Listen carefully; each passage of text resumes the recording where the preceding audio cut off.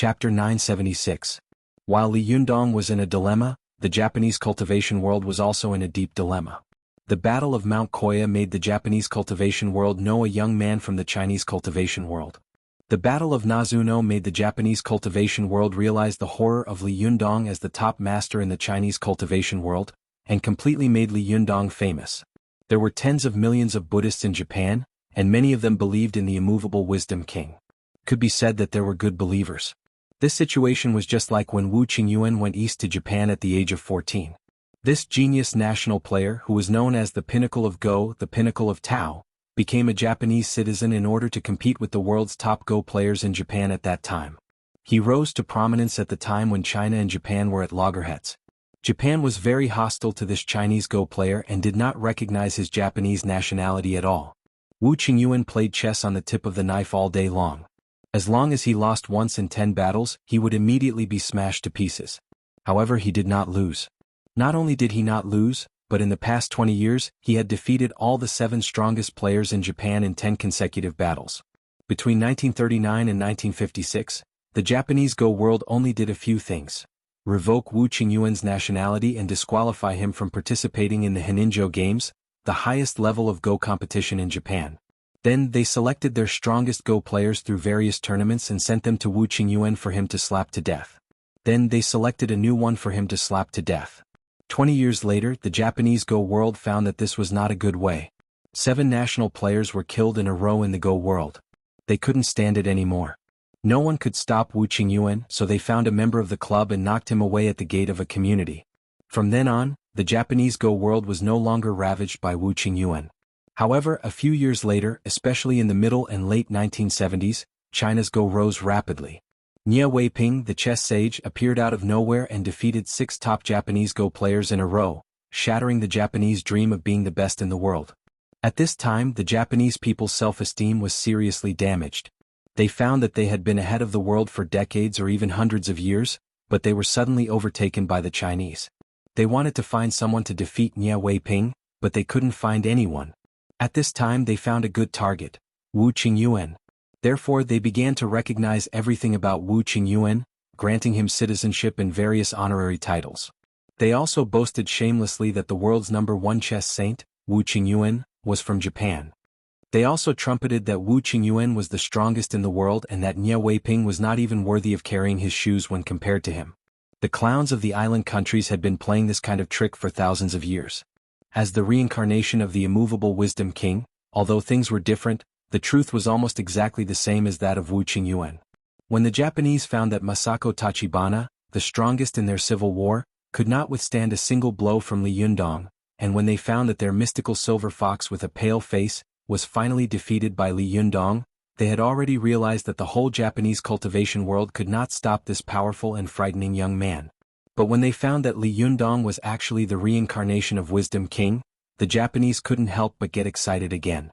It turned out that such a powerful master was also the reincarnation of the Lord God that Japan believed in. What? The immovable Wisdom King is a god from China's Tangmi, not from Japan? Fuck, the people of China almost exterminated Tangmi more than 1,000 years ago. If it weren't for Japan, how could there be a Tangmi faction in the world? Moreover, the people of China don't believe in religion now. In China, the number of people who believe in the immovable Wisdom King is less than 1% of the people of Japan. If the immovable Wisdom King is not the god of Japan, which country is he from? In this way the Japanese people felt much more comfortable. No wonder His Highness Li Yundong was so powerful. It turned out that he was the reincarnation of the god of our Empire of Japan. It was as if after being beaten up, he hypnotized himself and comforted himself that the one who taught him a lesson was his senior.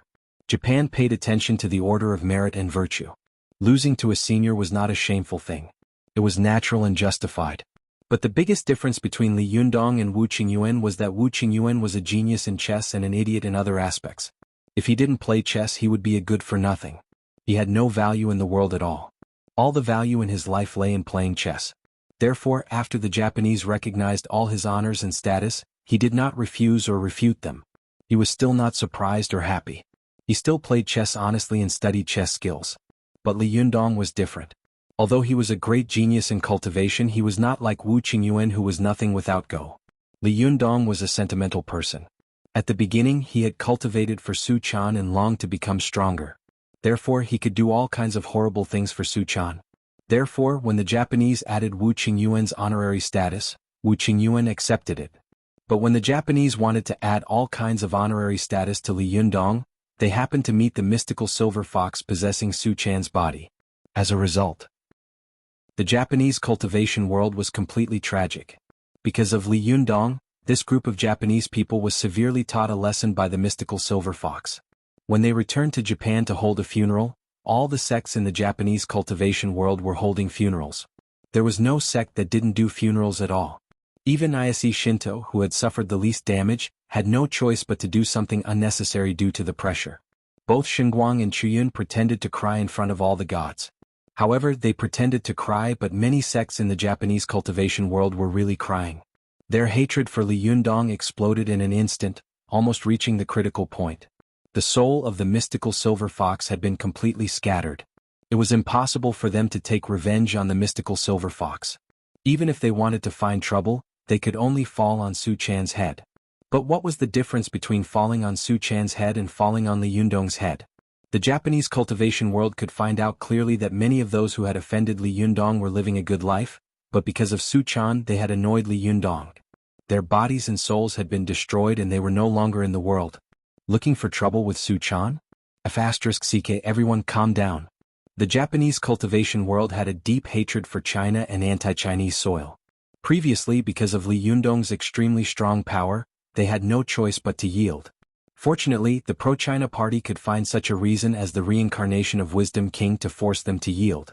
But now, the reincarnation of Wisdom King advocated by the pro-China party had turned around and beaten them up. In the past they could say that the senior had beaten them up and they could still smile, but this time they couldn't say that their father had beaten them up, could they?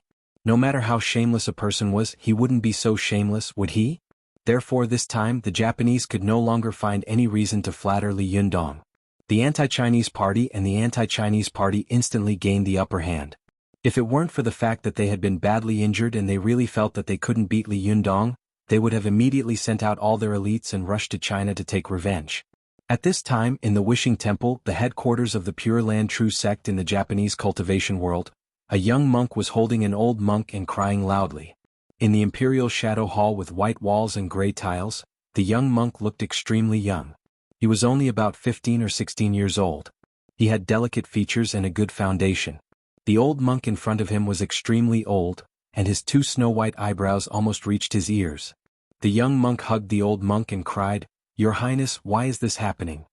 Didn't Master say that there was no danger in this trip? Why did he leave me without saying a word?"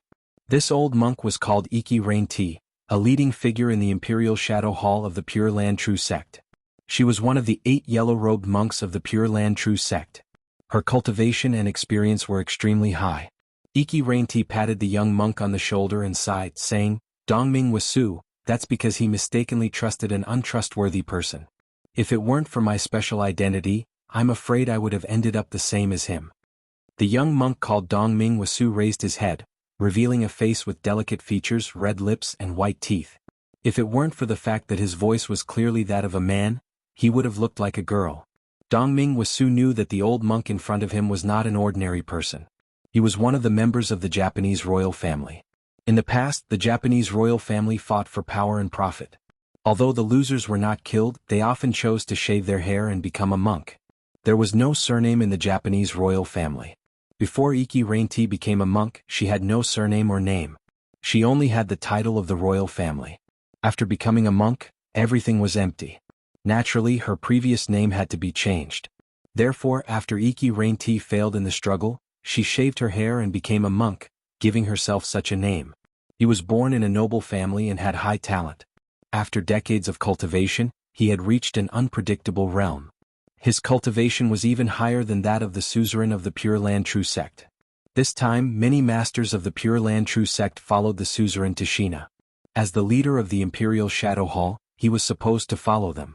However, although Iki Rain-T had left the royal family, her previous identity was there. Therefore, his special identity allowed him to escape and he did not follow the main force to China. After the team of the Pure Land True sect returned, nearly half of its members had been reduced, and the body and soul of the suzerain had also been destroyed. Even his body had been put together and brought back. This caused an uproar in the temple. Although the suzerain of the Pure Land True sect had profound spiritual power and was known as a godlike figure in the sect, when he arrived at China, he was vulnerable in front of the mystical silver fox, let alone Li Yunyang, who had defeated all the gods and Buddhas by himself. The Pure Land True sect was shocked and angry, and Iki Rain-T was even more regretful. If she had known this would happen, she would have stopped the suzerain. Higashi Washo was the beloved disciple of the Pure Land True sect's suzerain, Ito Saji. He was considered one of the future leaders of the Japanese cultivation world. Ito Saji had the intention of protecting Higashi Washo, so he did not let him follow him to Shina. He was afraid that something would happen to him and destroy the future of the Pure Land True sect. However, he did not expect that although his idea had protected Higashi Washo, he had lost himself. Higashi Washo had been a monk since he was a child. When he was 5 years old, he could not speak. When his mother carried him to burn incense and entered the Buddhist temple, she accidentally met Ito Saji preaching. At that time, Higashi Washo pointed to Ito Saji and began to speak. He was talking about Buddhist scriptures, and there were clouds and rosy clouds above his head. When Ito Saji saw this, he was shocked and accepted Higashi Washo as his disciple on the spot. For more than 10 years he had been teaching him carefully behind closed doors. They had a close relationship and were like father and son. Higashi Washo's eyes were red and he cried and shouted, "Your Highness, why don't you let me go to Shina to avenge my master? A teacher for a day is a father for a lifetime. Do I have to swallow the hatred of my father's death?" Unlike the Izumo, Divine Light, and other pro-China sects of the Ise Shinto, Iki Rain-T was an authentic anti-China sect. Although her name was elegant, she was a person who advocated violence. That was why there were so many human weapons in the Imperial Shadow Hall. Iki Rain-T had always disapproved of the pro-China theories of Kaisai Hikaryuni and the others. Her method had always been simple, which was to conquer, and conquer again. Even if she couldn't conquer them now, she would hide carefully and wait for an opportunity to conquer them in the future. Iki Rain-T stared at Higashi Washo, her old face revealing an indescribable murderous intent. She said slowly, "Because you are still too weak and your opponent is too strong. Please remember your opponent's name. He will accompany you for a lifetime." Higashi Washo's handsome face looked ferocious. "Is it the Devil King called Li Yundong? I must defeat him in the future." Iki Rain-T shook her head slowly and said, "No, your real enemy isn't called Li Yundong." Higashi Washo leaned forward and widened his eyes. He said murderously, "Then what is he called?" Iki Rain-T said word by word, "Zhonghua." Oki Rain-T. Chapter 977. Eheim Rain-T's words shocked Higashi Washo. He asked in confusion, "Your Highness, I don't understand what you mean." Eheim Rain-T smiled and said, "Washo, do you think Li Yundong is your most terrifying enemy? No, you're wrong." Higashi Washo looked at Eheim Rain-T in confusion. He put his hands on his knees and asked respectfully, "Your Highness, please explain." Eheim Rain-T said slowly, "China is vast and resourceful, dozens of times more than Japan. Maybe you can defeat Li Yundong today, but tomorrow you will find that Li Yunan, Li Yunxi, and Li Yunbei will appear. They will emerge one after another and they will eventually defeat you." Eheim Rain-T's eyes suddenly became distant and full of vicissitudes. She said with emotion, "Wasn't it like this in the Sacred War of East Asia decades ago? We have occupied most of the land of Shina and enslaved nearly half of its population, but we still failed in the end." Eheim Rain-T looked at Higashi Washo with fanatical eyes and said, "Li Yundong is only a part of China. He is now the hegemon of the world, but it won't last long. According to my understanding of the Chinese cultivation world, there is a very strict boundary between heaven and the human world. Anyone who has reached Li Yundong's level will not survive in the human world for long." Eheim Rain-T, the fanatical remnant of war, patted Higashi Washo's shoulder and said, "When you grow up, maybe he will no longer be in the human world." Eheim Rain-T said angrily, "Then there is no way to take revenge for such a great enmity, right?" Eheim Rain-T pointed to the west and said, "Yes, Li Yundong will leave the human world sooner or later, but China will not. This enemy of thousands of years will always stand beside us, waiting for us to conquer it. That's why China is your greatest enemy for life. Please remember this, Washo." Dongming Washo nodded his head as if he understood. He bit his lips so hard that the muscles on his cheeks bulged like steel bars. He did not even notice that the corner of his mouth had cracked. She smiled and said, "Don't be discouraged. Before that, we still have a chance to defeat Li Yundong, but not in cultivation. He has reached the peak of cultivation and we can't catch up with him. Fighting with him is like hitting a stone with an egg. Wise people won't do it. Dongming Wasu asked doubtfully, is there any other way? Rain-T Misaki smiled and said, tea ceremony? Dongming Wuxia was stunned. Tea ceremony? Rain-T nodded and said, that's right. You've been cultivating in the mountains all year round and don't know anything about the world, so you don't know about Li Yundong. This person is very ambitious. He wants to use the tea ceremony to spread Chinese culture to the world again, but he didn't expect that the peak of the world's tea ceremony is in Japan. If he wants to spread the tea ceremony to the world, our Yamato tea ceremony is the peak that he can never avoid. Although Dongming Wuxia did not care about the world all year round and focused on cultivation, he still knew these traditional cultures and past history very well. He knew that Chinese culture had been severely damaged in the past 100 years, and the tea ceremony was no exception. Although the tea ceremony originated in China, it was carried forward by Lu Yu, the god of tea in the Tang dynasty, and then spread to Japan. It was inherited by the Japanese tea sage Senrikyu, who carried forward and finally established Japan's own tea ceremony. Later, the Japanese tea ceremony flourished and reached a very high level. Until the 1980s, many schools of Japanese tea ceremony visited China. Among them, Senrikyu's 15th-generation descendant, Senrikyu, came to China with a group to meet President Jiang and realized the reciprocal support of Chinese tea culture. In the eyes of the Japanese, the Chinese tea ceremony had declined to the extreme, and there was even no real tea ceremony in China. The most authentic tea ceremony in the world only existed in Japan.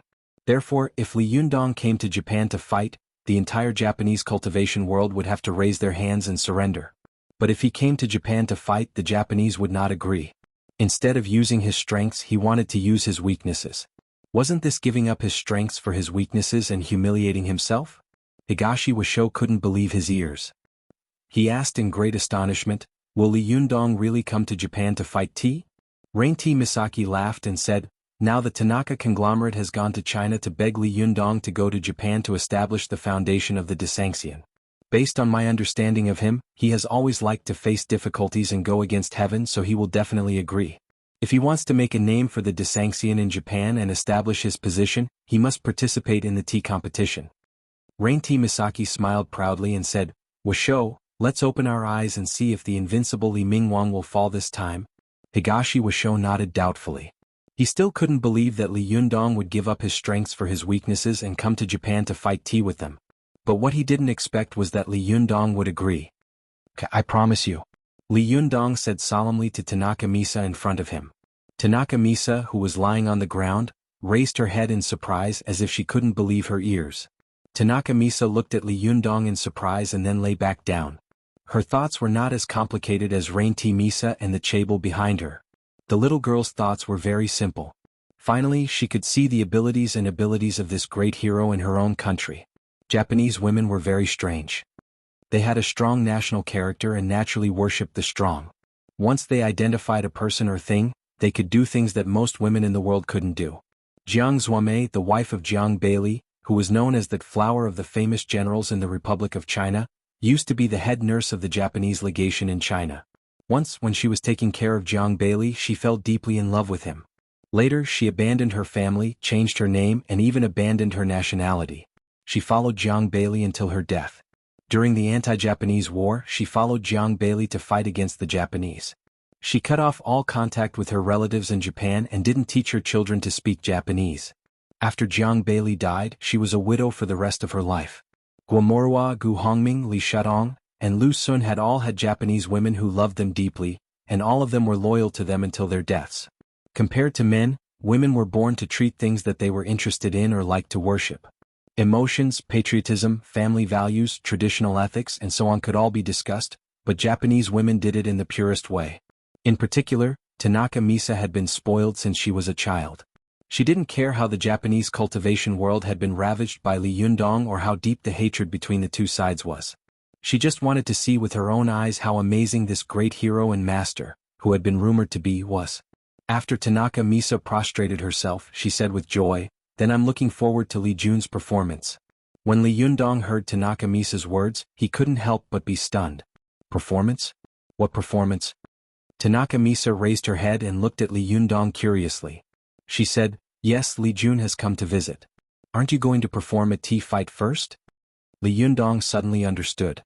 The atmosphere of Japanese tea culture was strong, and it could be said that it went deep into every corner of daily life.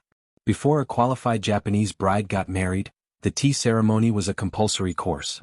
The Japanese welcomed guests, and drinking tea was also an indispensable part of the ceremony. In this part, the hostess had to dress up and solemnly follow the procedures of the tea ceremony. In Japanese tea culture, tea fighting was also an indispensable activity. This activity originated in the Song dynasty of China and flourished in the period of Emperor Renzong and Emperor Huizong of Song. At that time, Japanese envoys went west and introduced the tea fighting culture to Japan, and it immediately became popular. The tea culture in Japan was deeply intertwined with the cultivation world. The tea ceremony masters in Japan must have been eminent monks, and almost all of the eminent monks were good at the tea ceremony. In particular, the theory of Japanese tea and Zen cultivation was unique. If Li Yundong wanted to open a tea house or a tea shop in Japan, but didn't fight tea, that was absolutely impossible to open. This reason couldn't be simpler. Back then, when Wuxia, the hero of Tianjin, arrived in Shanghai on the first day, the main entrance was blocked by 2 boulders. There was no way anyone could get out.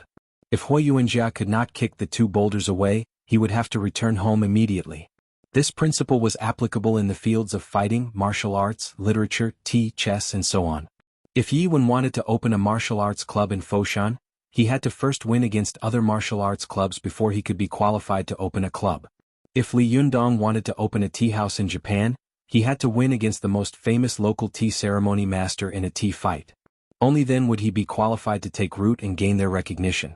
In other words, if he won against the most famous tea ceremony master in Japan, then he could pat his chest and say to the world that he was the best tea ceremony master in the world.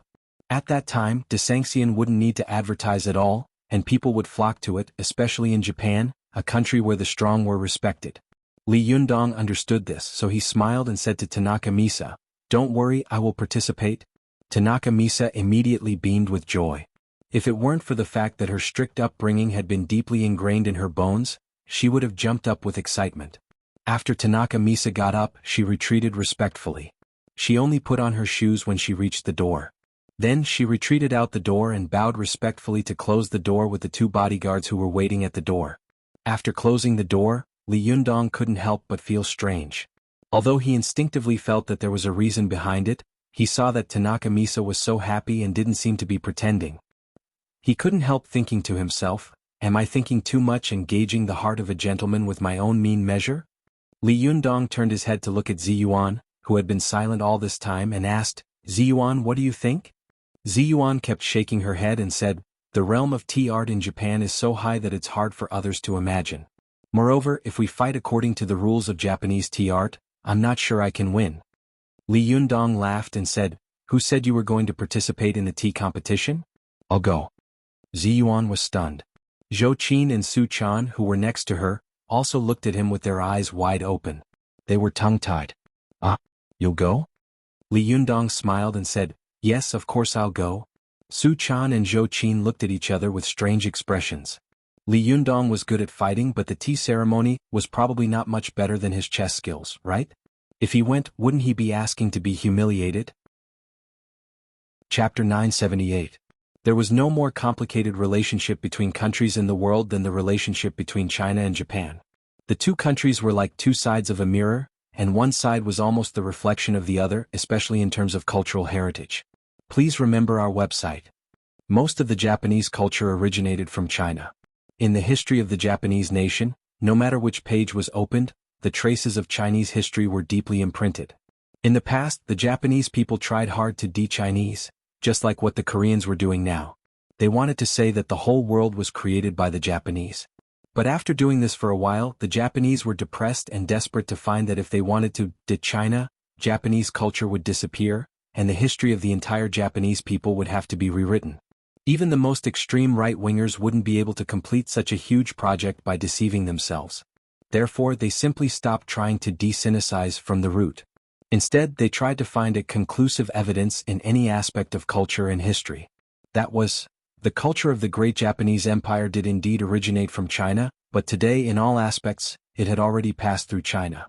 The Japanese had done this twice when the Mongols conquered the southern Song dynasty and the Manchus conquered the Han people. The Koreans also followed suit. They refused to recognize the empires established by the Mongols and the Manchus, and at the same time, claimed that there was no real Chinese civilization in the Central Plains, and they were the true inheritors of the Central Plains culture. In modern times, the Japanese and the Koreans saw the continuous loss of Chinese culture, and the contempt in their hearts increased day by day. The mentality of being the inheritors was infinitely magnified. Therefore, the news that Li Yundong had agreed to come to Japan for a tea competition spread throughout the Japanese cultivation world and the tea ceremony world in an instant. What? You, Li Wudi, can be arrogant in China and we can only pinch our noses and accept it. Now you can stay in China but you actually came to Japan for a tea competition. Isn't this courting death? The Japanese tea ceremony could be said to cover all aspects of Japanese society. Sometimes, Japanese people could hold a tea party when they took a bath. If a company wanted to carry out entertainment activities to win over superiors and subordinates, it would also be held in the form of a tea party. Therefore, the radiation of the Japanese tea ceremony ranged from 80-year-old people to 8-year-old children. Therefore, the news spread from the cultivation world and the tea ceremony world as quickly as possible. No matter how hard they tried to cover it up, it could not be covered up. The relationship between the Japanese tea ceremony and the Japanese cultivation world was very close, just like the relationship between the Japanese cultivation world and the Japanese political and economic world was inseparable.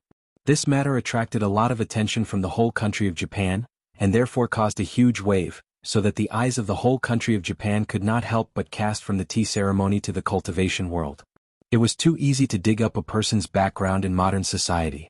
Although the Japanese cultivation world had kept silent about the painful memories that Li Yundong had caused to the Japanese cultivation world several times, especially at the foot of Tianlong Mountain, the trauma that Li Yundong and the mystical silver fox had brought to them made them want to dig out this memory from the depths of their minds.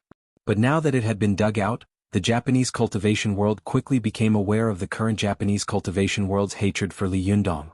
Although their hatred for Li Yundong had increased, it was not very high among the people of Japan. Especially after Tanaka Misa had told everyone about his deeds and praised him, it had caused a great uproar. For the sake of a beloved woman, he had resolutely fought against everyone in the world, even against all the gods and Buddhas, and had gone against heaven. This was simply a plot that would only appear in a Hollywood hero film. The most important thing was that he had actually succeeded. Many young girls in love had cried bitterly for this, claiming that they must find a man like Li Yundong in this life and die for him. Not only were the young girls fascinated by Li Yundong's behavior, but many women were also stirred up by it. The social status of Japanese women was extremely low, and they were almost completely attached to men. Although there had been a slight improvement in recent years, it had not changed the overall environment of Japan. Therefore, in Japanese society, it was possible for a boy who was in love to do such a thing for a girl. But for married men and women who had been deeply integrated into the social structure and worked hard all day long, it was almost impossible for a man to do such a thing for a woman. Therefore, these Japanese women had a particularly deep feeling about this matter. Therefore, while the name Li Yundong was still being fiercely discussed and debated in Japan, the girls and women in Japan had already raised the white flag and surrendered. All of them were looking forward to the arrival of this legendary figure. This was going to be lively. The Japanese cultivation world was very annoyed to find that the big devil they hated so much, the guy who had caused the Japanese cultivation world to go back at least 10 years, was actually so popular among the people, and he was even popular with women. How could this be? This could not be tolerated. As a result, there were visitors every day at the gates of the major tea ceremony schools in the Japanese tea ceremony world. In addition to some big shots in the political and economic circles who were concerned about the situation, the most important ones were the big shots in the Japanese cultivation world. With tears streaming down their faces, these big shots held the hands of the heads of the major tea ceremony sects and told them earnestly, "Big brother, our friends in the world of cultivation have been defeated. Whether or not we can save face in this corner depends on you." Most of the family heads or heads of the major tea ceremony sects were very close to the major cultivation sections. Almost all of them were cultivators, just like all the tea ceremony masters in Japan must be eminent monks, and all the eminent monks in Japan must be tea ceremony masters. However, the tea ceremony had a great influence in Japan. The tea ceremony and politics were inseparable. Oda Nobunaga often used tea parties to win over his subordinates. The tea party was an important political activity. In order to make up for his shortcomings, Toyotomi Hideyoshi, who was born as a farmer, often used tea parties to win over people from all walks of life. Among them, the one who did this for him was the tea sage of Japan, Chirikyu. Because of this, Chirikyu's reputation became more and more grand. At his peak, he could even compete with Toyotomi Hideyoshi. Therefore, it also aroused Toyotomi Hideyoshi's jealousy and resentment. In the end, he killed him. Although Sun Rikyu had a tragic ending, the power of the Japanese tea ceremony and tea ceremony grandmasters could be seen from this. Therefore, the masters of cultivation sects were also quite wary of these tea ceremony grandmasters. Although they had a close relationship with them, they did not reveal the true essence of cultivation at all. Therefore, these tea ceremony masters also had a lot of resentment towards the giants of the cultivation world. F***ck, you usually don't remember us, but at this time, you want us to clean up your mess? But in the current situation, they had no choice but to come out. After all, whoever could represent Japan to participate in the tea competition was a great affirmation of their own status. Therefore, these tea ceremony masters patted their chests and said, "Everyone, please rest assured. If Li Yunyang doesn't come, it's fine. If he comes, we will definitely kill him." Although the tea competition was not enough to make a person hover between life and death, it was still possible to kill Li Yunyang's arrogant spirit and make him lose his invincible face. When the big shots in the Japanese cultivation world heard this, they were immediately as excited as if they had been injected with chicken blood. However, there were also exceptions. For example, Ise Shinto and Mount Koya remained extremely calm and did not participate in this matter. One of them sat high in the Ise Grand Shrine and watched the bustling tea competition coldly, while the other sat on Mount Koya and silently watched this competition, which was known as the unprecedented prosperity of the tea ceremony in Japan in the past 10 years. The reason why Ise Shinto was calm was that Ise Chuyun had comprehended many profound meanings of cultivation in the unprecedented battle at the foot of Tianlong Mountain. He had been comprehending cultivation concepts in front of the shrine all day long. This time, Ise Chuyun was no longer limited to Shintoism. Instead, he had expanded the scope of cultivation to Buddhism and Taoism, and began to comprehend the mysteries of the world again. A person who could touch the pinnacle of the profound meaning, or was about to touch the pinnacle of the profound meaning, must be extremely broad-minded, generous, and definitely not narrow-minded. In the process of dealing with Li Yunyang, what Ise Chuyun had learned the most was that Li Yunyang's cultivation was broad and broad. He was not limited to one school or sect, and he would never stick to the rules. On the other hand, the Japanese cultivation world was born with a narrow geography, which led to the narrow-mindedness of the nation. In the end, it was very easy for their cultivation to go into a narrow misunderstanding. Shintoism was one of them. Ise Chuyun had deeply experienced the limitations and bottlenecks of Shintoism's cultivation. At this time, she was kneeling in the Jingshin Hall in the backyard of the shrine. She was quietly kneeling on the tatami in front of the hall. In front of the courtyard, there was a Japanese-style bridge and flowing water. The bamboo water wheel was moving up and down, making an empty sound full of rhythm and zen. Ise Shingguang was also kneeling on the tatami. He tilted his head and looked at Ise Chuyun, who was looking at the sky with her eyes closed. He smiled and said, "Chuyun, what do you see?" Ise Chuyun slowly opened her eyes and said, "I see a tsunami coming towards us." The witches and goddesses of Shintoism were extremely respected, not only because of their strong spiritual power and high status, but also because they were all figures who could communicate with God and could see a certain future under certain circumstances. Ise Shingguang was silent for a long time before asking, "Chuyun, will we be spared?" Ise Chuyun turned her face and said silently, "No one can escape this disaster." Ise Shingguang was slightly shocked and said, "How could a tea battle have such power?"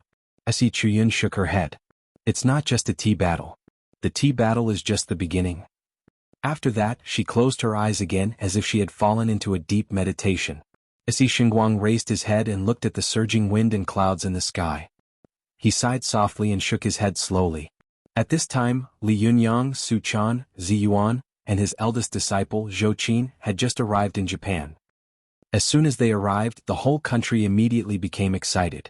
The cultivation world, the tea ceremony world, and NHK and other media swarmed over. Chapter 979. Although the whole country of Japan had paid great attention to this tea competition, they had frantically tracked down and reported their every move as soon as they landed. Although paparazzi and reporters were everywhere in modern society, it was too easy to find out a person's whereabouts. But this time their opponents and targets were Li Yundong, Su Chan, Zi Yuan, and Zhou Qin.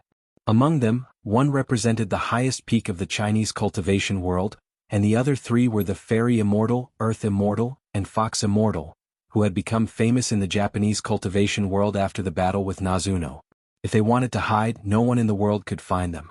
Therefore, after Li Yundong and the others showed up, it was as if they had disappeared from the world and they could no longer be found. The Japanese press was going crazy. They couldn't wait to turn over the place where Li Yundong lived and search for him, but they couldn't find any trace of Li Yundong and the others. They had no choice but to focus their attention on the Japanese tea ceremony circle. Japanese people love tea, especially tea ceremony banquets and tea battles. The tea battle in the Japanese tea ceremony was completely different from the tea battle in China. There were many schools in the Japanese tea ceremony world. There were more than 20 schools such as the Yuri family, the Biao family, the Warrior Path family, the Zompian family, the Nanfang family, the Tsurui family, the Servo family, the Yuanzhou family, the Shizhou family, and so on. However, the famous schools in Japan had deep connections with the Japanese tea sage Senrikyu. At this time, Li Yundong was sitting cross-legged on the tatame, closing his eyes to rest. Next to him, Su Chan, Ziyuan, and Zhou Qin were either kneeling or sitting cross-legged on the ground, watching the TV report. There was a live broadcast of the tea battle between the various schools in the Japanese tea ceremony world. This situation was very similar to when Wu Qingyuan was invincible in Japan. The highest tournament in the Japanese Go world, the Haninbo tournament, gathered the strongest Go players in Japan and let them fight it out one by one. Then the strongest player was sent to Wu Qingyuan for him to kill. As a high-profile visitor, Li Yundong was like a shark, immediately stirring up the originally peaceful water of the Japanese tea ceremony world, and it became turbulent and undulating. Although Zhou Qin had a certain understanding of tea drinking, it was only limited to the quality of tea leaves. She might not have a deep understanding of the tea ceremony. Su Chan was the same. Although the little girl had been taught traditional cultivation by Ao Wushuang since she was a child, she was helpless. Her cultivation was half-baked. If it weren't for the chance, it would be wishful thinking for her to cultivate to the level of the nine-tailed fox in this life. Therefore, the two of them stared at the tea contest on the TV with their eyes wide open. From time to time they would chatter with each other. What faction is this? Su Chan pointed at a man in a solemn loose kimono on the TV and asked with wide round eyes.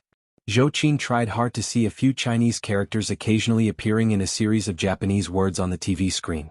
She said with difficulty, "It seems to be something like So Niliu or something." She turned her head to look at Ziyuan and asked, "Ziyuan, what does it say?" Ziyuan stared at the rapidly scrolling subtitles and said, "It says that the one appearing now is So Niliu Jian." Su Chan asked curiously, "What kind of faction is So Niliu?" Ziyuan stared at it and said quickly, "So Niliu is one of the early tea ceremony schools in Japan. It was founded in the Azuchi Momoyama era, that is, between 1568 and 1600 AD, by So Niliu Shaoji, who is the senior brother of the Japanese tea sage Senrikyu. This school has been protected by the West Hope Temple, which is also known as the Pure Land sect, for generations. It can be said that it is a huge tea ceremony group under the influence of the Pure Land sect." Su Chan and Zhou Qin suddenly understood. Although the two of them didn't know much about the Japanese tea ceremony, they still knew Senrikyu. He was a giant in the Japanese tea ceremony, and even the world tea ceremony. He was a towering mountain that could not be bypassed no matter what angle one looked at it from. He had developed the Japanese tea ceremony to a very high level. In terms of realm alone, his realm was no lower than that of Luyu, the god of tea of China. Therefore, although they didn't know much about So Niliu, when it was mentioned that its founder, So Niliu Shaoji, was Senrikyu's senior brother, the two of them were immediately in awe. They stared at So Niliu with their eyes wide open, wanting to see how good his tea fighting skills were. They saw the solemn atmosphere in the tea house on the live TV. Even the sound in the TV seemed to have disappeared when the island appeared. Everyone was calm and focused, staring at the island. The status of Japanese tea ceremony grandmaster is extremely high. Over the years, when Japanese shrines hold sacrifices, there must be a large-scale sacred and solemn tea ceremony. Among them, Japan's famous Toyokuni Shrine's tea ceremony is held by Yoshinobu Jiyuan. The Serval family had been blessed by the Pure Land True sect for generations. Although it was impossible for him to obtain the true inheritance of the Pure Land True sect's powerful magic, his realm of Zen cultivation was not low. Every step he took was extremely rigorous. Anyone with a discerning eye would know that every step he took was exactly the same. It was as if he was a programmed robot. There was absolutely no difference at all. Especially when he walked into the tea room, dressed in a black kimono with white embroidery, holding the famous eggplant of the Okinawa clan, according to the prescribed position, took the prescribed tea set, and then according to the prescribed order of making tea, according to the prescribed etiquette, the two of them really sucked in a breath of cold air. When foreigners or outsiders saw Japanese tea ceremony grandmasters making tea, they would only think that their movements were elegant and slow, but they could not see the reason behind it. However, Su Chan and Zhou Qin were both discerning people. Naturally, they could see at a glance that every move of the island had been tempered. It was just like when he made tea according to the most rigorous etiquette of the three major etiquettes of the tea ceremony: charcoal etiquette, strong tea etiquette, and weak tea etiquette. This Serval family had extremely strict standards and requirements for the use of the round bamboo brush, the height of the lifting position, the way the small silk cloth was folded, the way the tea ladle was handled, and the method and strength of pounding the tea leaves. He would not increase or decrease a point. The other judges who were kneeling in the tea house stared at the island like hawks. As long as he made the slightest mistake, points would be deducted immediately. Su Chan and Zhou Qin were dumbfounded in front of the TV, and Ziyuan was also frowning. According to the Japanese tea ceremony, even if Lu Yu, the tea god of China, came, he would lose. Su Chan and Zhou Qin naturally thought of this. They looked at Ziyuan, who had the highest cultivation of tea art, as if asking for help. They wanted to see what she could do. Zhou Qin quickly glanced at Li Yundong, who was sitting next to him with his eyes closed and turned a deaf ear to everything around him. She lowered her voice and said to Ziyuan, "Ziyuan, what should we do? We don't understand this kind of tea competition at all." Su Chan couldn't help but complain, "Yes, this is too abnormal. Do Japanese people have to be so exaggerated and complicated to drink tea?" Soon she asked curiously, "Sister Ziyuan, do Japanese people always fight tea like this?" Ziyuan frowned and shook her head. "No, it's not like this. The tea competition in Japan is different from the tea competition in China. The tea competition in China originated from the gathering of scholars. The scholars in China were the privileged class in feudal society. In other words, tea parties and tea competitions were activities that only the privileged class could enjoy. But when the tea competition spread to Japan, it evolved into a unique activity of the Japanese privileged class, that is, the samurai class. The tea competition also changed from an elegant thing to a gathering to expand social relations, show off all kinds of goods imported from China, and eat and drink to their heart's content." Ziyuan stared at Jia Yuan's every move, as if she was memorizing all his movements. She said quickly, "At the beginning of this tea party, it's very noisy, as if they are going to a fair. It's very improper. At the tea party there are many people who are bare-chested, naked, and crazy. It wasn't until 1489 that the 8th generation of shogunate, Ashikaga Yoshimasa, began to regulate the tea competition and tea parties. At this time, the tea party and tea competition in Japan began to slowly become formal, sweeping away the previous chaotic atmosphere. Among them, Ashikaga Yoshimasa's cultural attendant Nengami made strict rules for the tea ceremony, such as the placement of the tea set, the way to hold it, the order of movements, the route of movement, and the number of steps to move. The tea competition and tea ceremony in Japan were developed on this basis. As Ziyuan spoke, she couldn't help looking at Li Yundong. Seeing that he was indifferent to all this, she frowned even more and sighed in her heart. "This guy is really not anxious, but the eunuch is anxious. We are anxious to death here, but he is calm and steady. Doesn't he know that knowing oneself and knowing the enemy will win 100 battles? If he doesn't know anything about the Japanese tea ceremony, how can he win the tea competition?"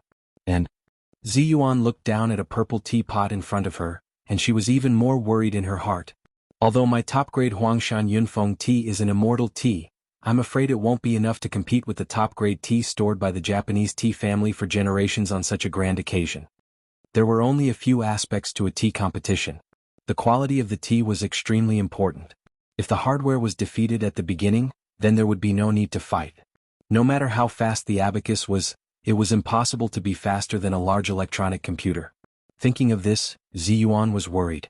She was distracted, so she didn't see the movements of Xiao Dao on the TV just now. When she came to her senses, Xiao Dao had already completed all the movements on the TV and slowly left the field. Jia Yuan was a giant and guru in the Japanese tea ceremony. As soon as he left the field, all the referees on the field stood up and applauded, then bowed respectfully to see him off. Even the host was so excited that he shouted, "This is the real art of tea ceremony, this is the real tea ceremony." But before he finished shouting, there was a tsunami of cheers outside the competition venue. Soon the host shouted enthusiastically. Su Chan and Zhou Qin couldn't understand it all. They just looked blankly at the camera on the TV, which was aimed at an old man in his 50s with slightly gray temples. The old man was wearing a black and white kimono, walking slowly, and a line of words was typed on the TV screen. Although Zhou Qin and Su Chan didn't understand Japanese, they could understand a few Chinese characters in it.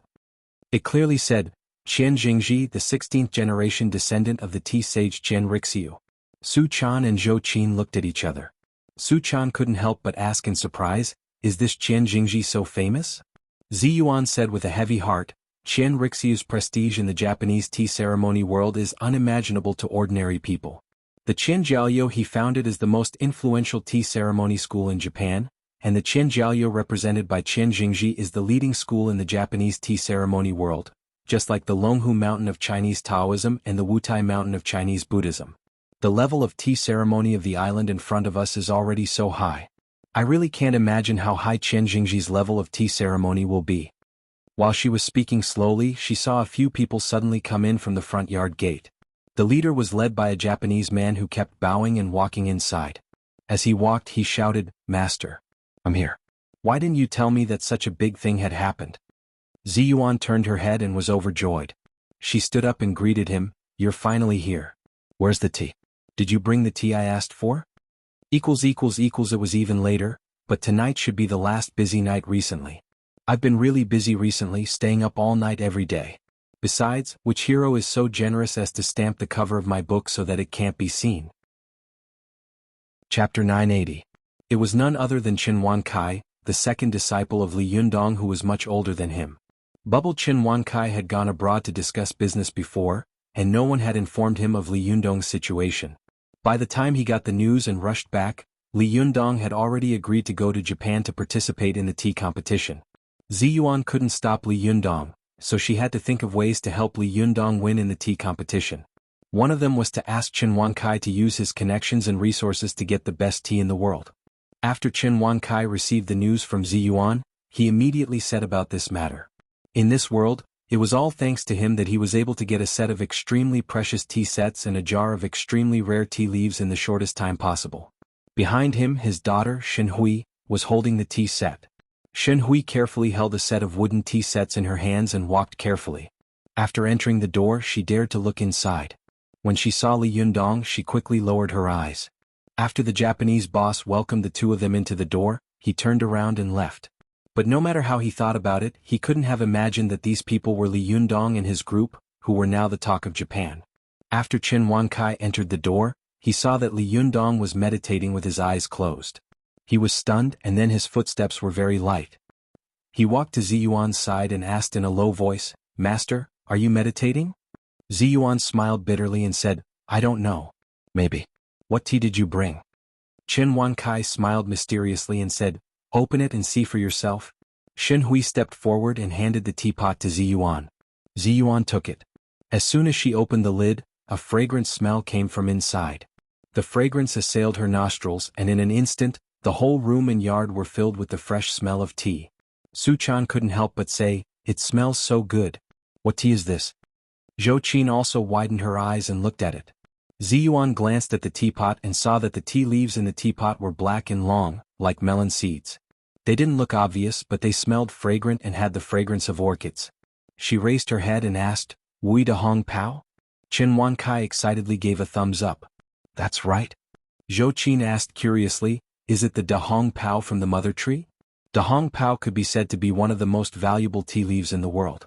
Because the tea trees grew on the cliffs of Mount Wui's Jiulong Nest, where the sunlight was short, the reflected light was abundant, and the temperature difference between day and night was large.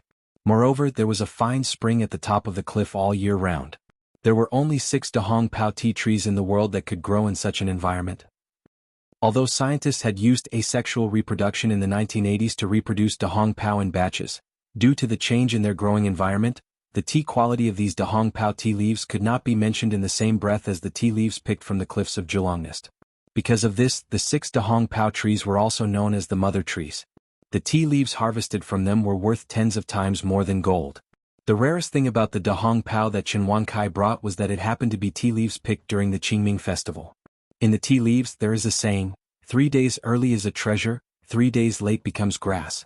It meant that the tea leaves picked before and after the Guyu season would have a completely different quality.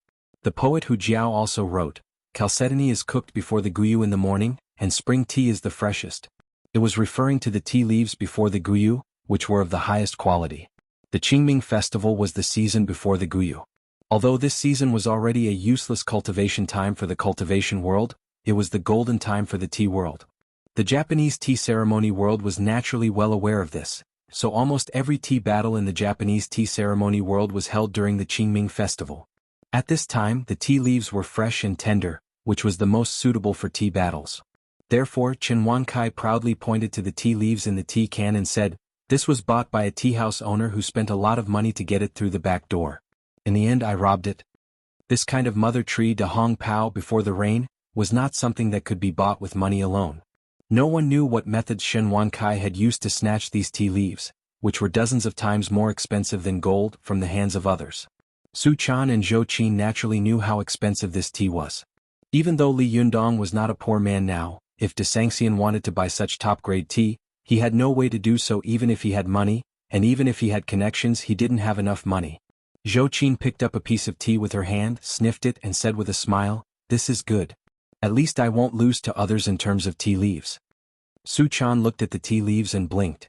She couldn't wait to make a pot of it now and taste the tea leaves that were dozens of times more expensive than gold.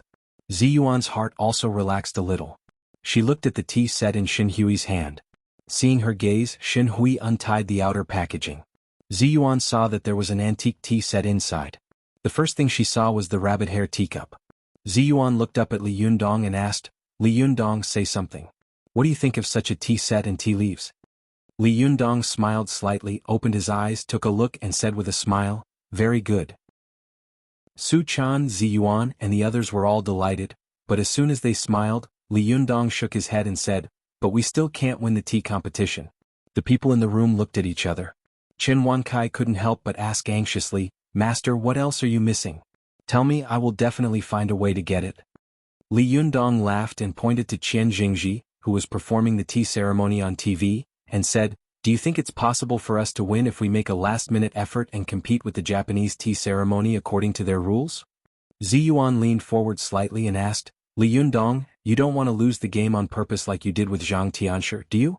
Li Yundong shook his head and said, "No, Celestial Master Zhang is a gentleman. Besides, this is a private duel which is harmless. But now the tea competition has caused a lot of noise. I can afford to lose, but the Chinese tea ceremony world and the cultivation world that I represent can't afford to lose." And Li Yundong stood up, smiled and said, "I can lose to anyone but the Japanese." Su Chan and Zhou Qin looked at each other and couldn't help asking, "Then what about you? How can you win?" Li Yundong smiled confidently, got up and walked out of the door saying, "Let's go. It's time to go to the banquet." 2 days after Li Yundong went out, the tea competition that caused a sensation in the tea ceremony world in Japan was finally decided. After a fierce competition between the Neon family, the Neon family, the Neon family, and the Neon family, the Neon family, which specialized in serving the nobles in Japan, finally won and represented Japan in the tea competition with Li Yundong. The place of the tea competition was set in the Bushen Nunnery in Shangjing, where the Neon family lived. Early in the morning, there were all kinds of news vehicles parked near the Bushen Nunnery in Kyoto. Countless TV stations and reporters gathered there.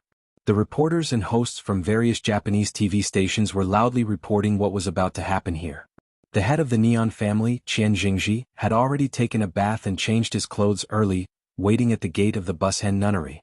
Although the heads of the other Japanese schools did not obtain the final qualification, they had also taken a bath and changed their clothes early. They came to the Bushen Nunnery and waited for the beginning of this unprecedented event. Since Li Yundong and the others had not arrived yet, the reporters and hosts of the Japanese TV stations focused on the background of Li Yundong and the others. The Japanese press was relatively free, and there was little concealment of Li Yundong's identity and background. However, the indirect impact and loss of Li Yundong and the mystical silver fox, who was related to him, on the Japanese cultivation world in the Battle of Shuya and Mount Tianlong, were kept a secret. Tanaka Misa had also taken a bath early and changed into a beautiful kimono. She followed Isi Chuyun to the Bushen Nunnery to wait for the tea party to begin. She was accompanied by the daughters of the major Japanese conglomerates and nobles. They walked together, chattering and guessing the result of the tea party along the way. When they arrived at the Bushen nunnery, they saw the famous masters of the tea ceremony sitting in a row in the corridor at the entrance of the Bushen nunnery. In the lobby next to the Bushen nunnery sat the important figures of the cultivation world. These people were kneeling on the spot, and each of them had an amazing momentum. A group of people looked at them in unison like knives and axes. These noble ladies and childs, who were usually arrogant, were so nervous that they did not dare to breathe. They bowed all the way, walked through the corridor, and came to another courtyard. After sitting down, they breathed a sigh of relief.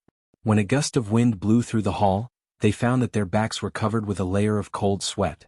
It was very uncomfortable. Ise Izumo was supposed to sit with Ise Xinguang in the lobby where the cultivation world was located, but she was very close to Tanaka Misa, so she was dragged to sit with the group of noble young masters and young ladies. As soon as the two of them sat down, Tanaka Misa couldn't wait to ask, "Chiyun, who do you think will win this tea battle?" Without thinking, Ai Chiyun immediately said, "Of course, His Highness the Wise King will win." Tanaka Misa asked curiously, "Why?" A young and handsome man next to her couldn't help but interrupt, "Miss Chiyun, you're wrong. So many of us came in just now and we were watched by so many great masters and great craftsmen. Not to mention performing an extremely strict tea ceremony, we can't even breathe normally. I think it's good enough that the Chinese won't be scared to the point of urinating and defecating in such an environment." At this time the others laughed out loud. As soon as they laughed, the other tea ceremony masters and cultivation masters on both sides looked at them, and they were immediately frightened into silence. In Japan, the prestige of the tea ceremony masters and cultivation masters was extremely high. Every move of theirs had unimaginable majesty and aura. When these noble young ladies and young masters entered just now, the great pressure on the field left a very deep impression in their hearts. Many of them had been trained as successors since they were young. They were all people who had experienced great storms and seen the world. To put it bluntly, seeing the emperor every day was as normal as eating and drinking. But when they came in before, it was as if they had entered the gates of hell. They were scared to death. They really couldn't imagine how a person could complete the complicated and strict process of tea battle in such an environment. Perhaps it was lucky that they didn't pee their pants, right? Chapter 981. The man who spoke was called Fujiwara Tengha, a direct descendant of the Fujiwara clan, one of the four most famous aristocratic families in Japan. Izumo looked at Fujiwara Tengha in front of him and sighed in his heart. Fujiwara Tengha had a good appearance. He had thick eyebrows, big eyes, eyes like stars, and a nose like an egg.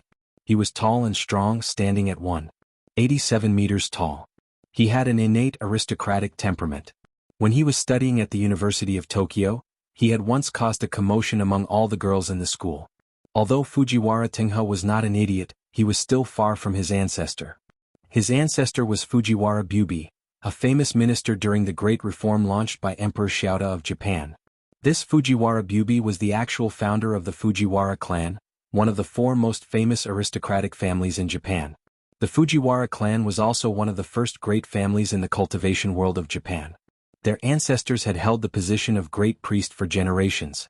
In particular, they once had a marriage alliance with the Tachibana clan, one of the four most famous aristocratic families in Japan. However, it was a pity that the Fujiwara family had now declined. They only had the halo and title of nobility. The three generations of Fujiwara Tianhe were all ordinary people who had never come into contact with cultivation. They only had an empty shell of bright porcelain. But they were still immersed in the glorious history of their family, intoxicated by the intoxicating halo of beauty.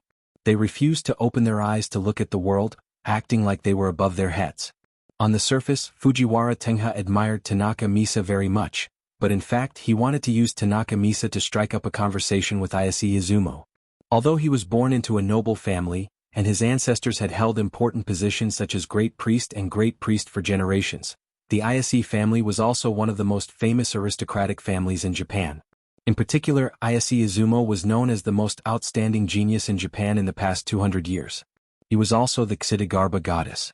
Not only was his background no worse than Fujiwara Tengha's, but in terms of cultivation, strength and internal appearance, it was enough to make a man like Fujiwara Tengha feel a sense of admiration. If it were not for this opportunity, he would not have dared to take the initiative to speak to this person who was known as the Ice Mountain treasure of the Japanese cultivation world. Ise Izumo listened to Fujiwara Tianhe's words and sighed in his heart. He put his palms together and shook his head. How can a summer insect speak of ice? Fujiwara Tianhe's face turned very ugly. He was usually an eloquent person, but at this moment he was choked and speechless. Fujiwara Tianhe forced a smile and said, "Chiyun, what do you mean by that?"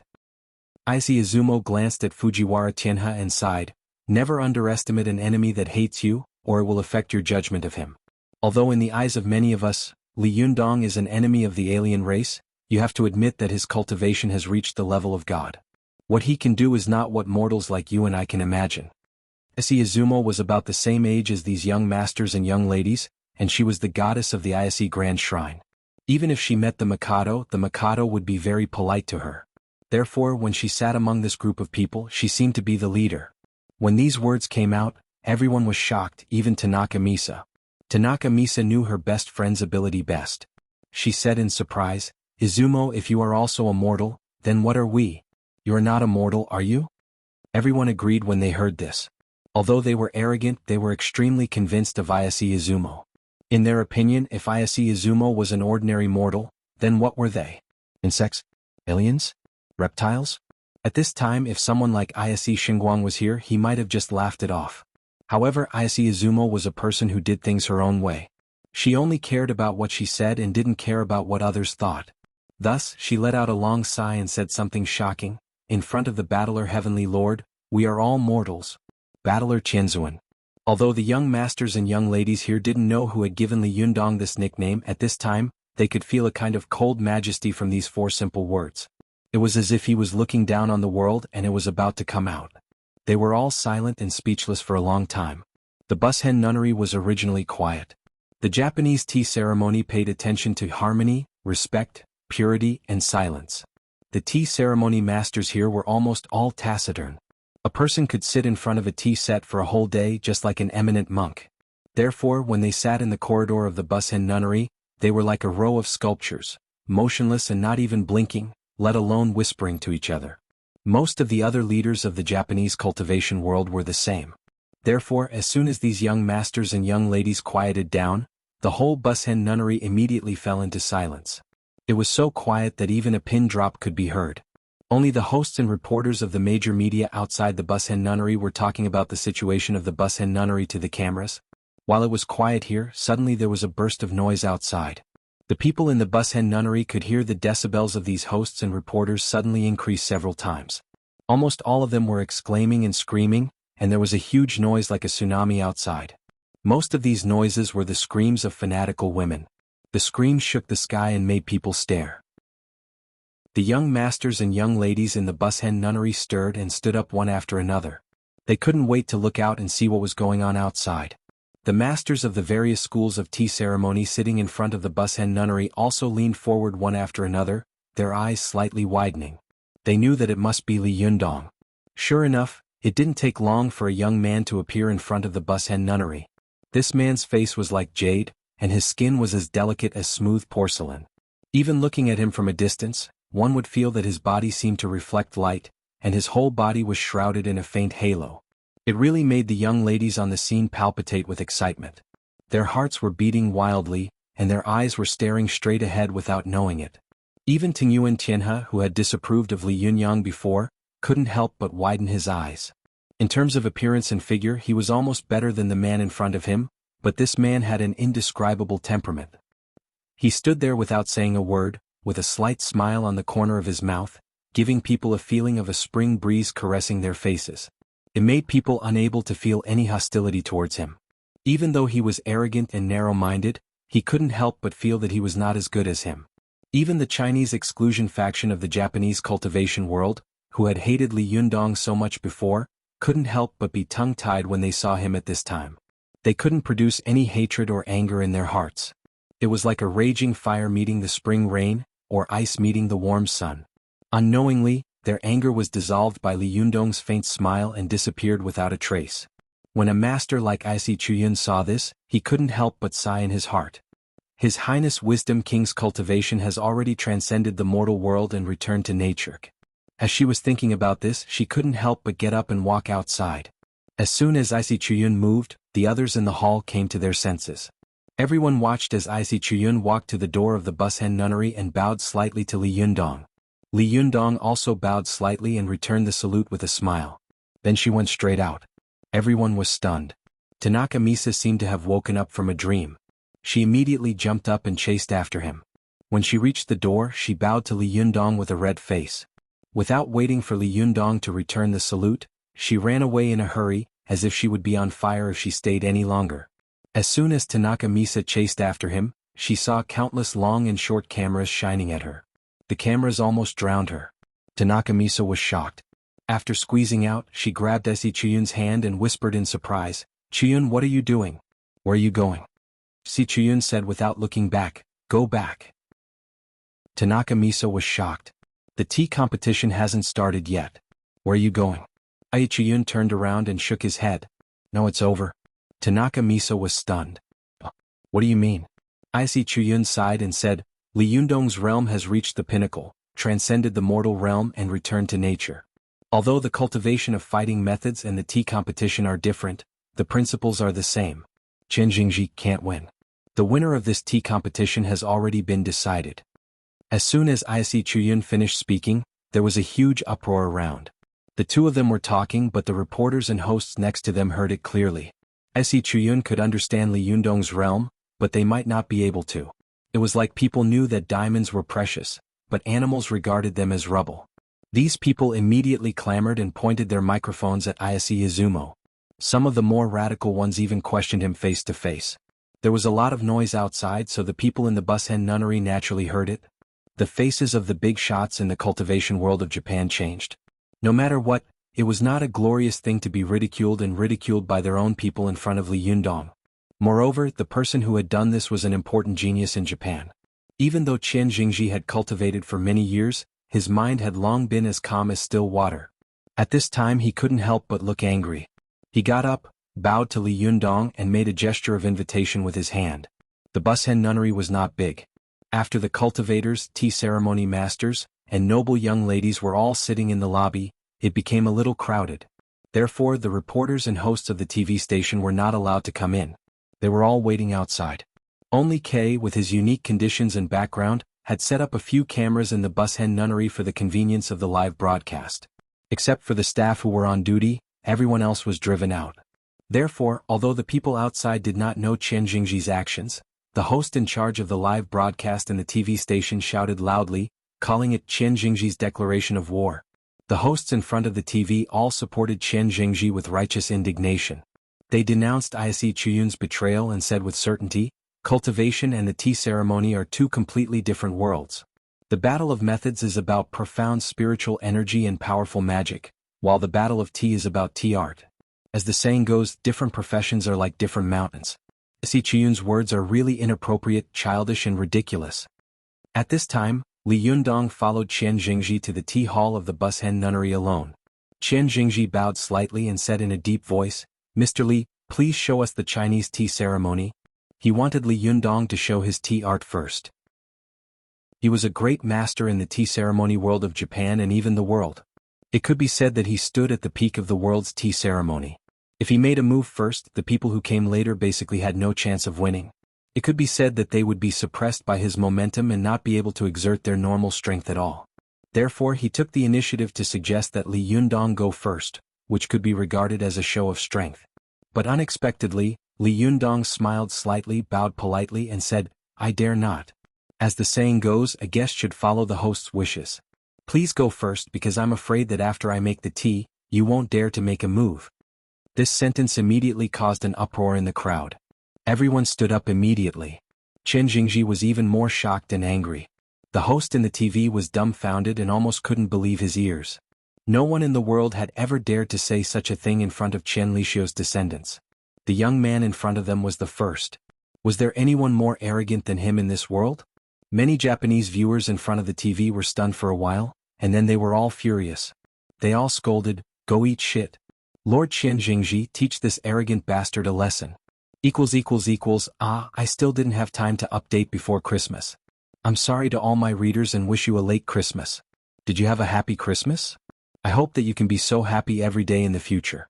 In addition, I haven't seen the cover every day recently. There are chapters everywhere. I spent a lot of money. Finally, let me say something else. Haruba Asakura dance, hello, Chapter 982. Long Yuan Xingshue's words angered almost all the Japanese people in front of the TV.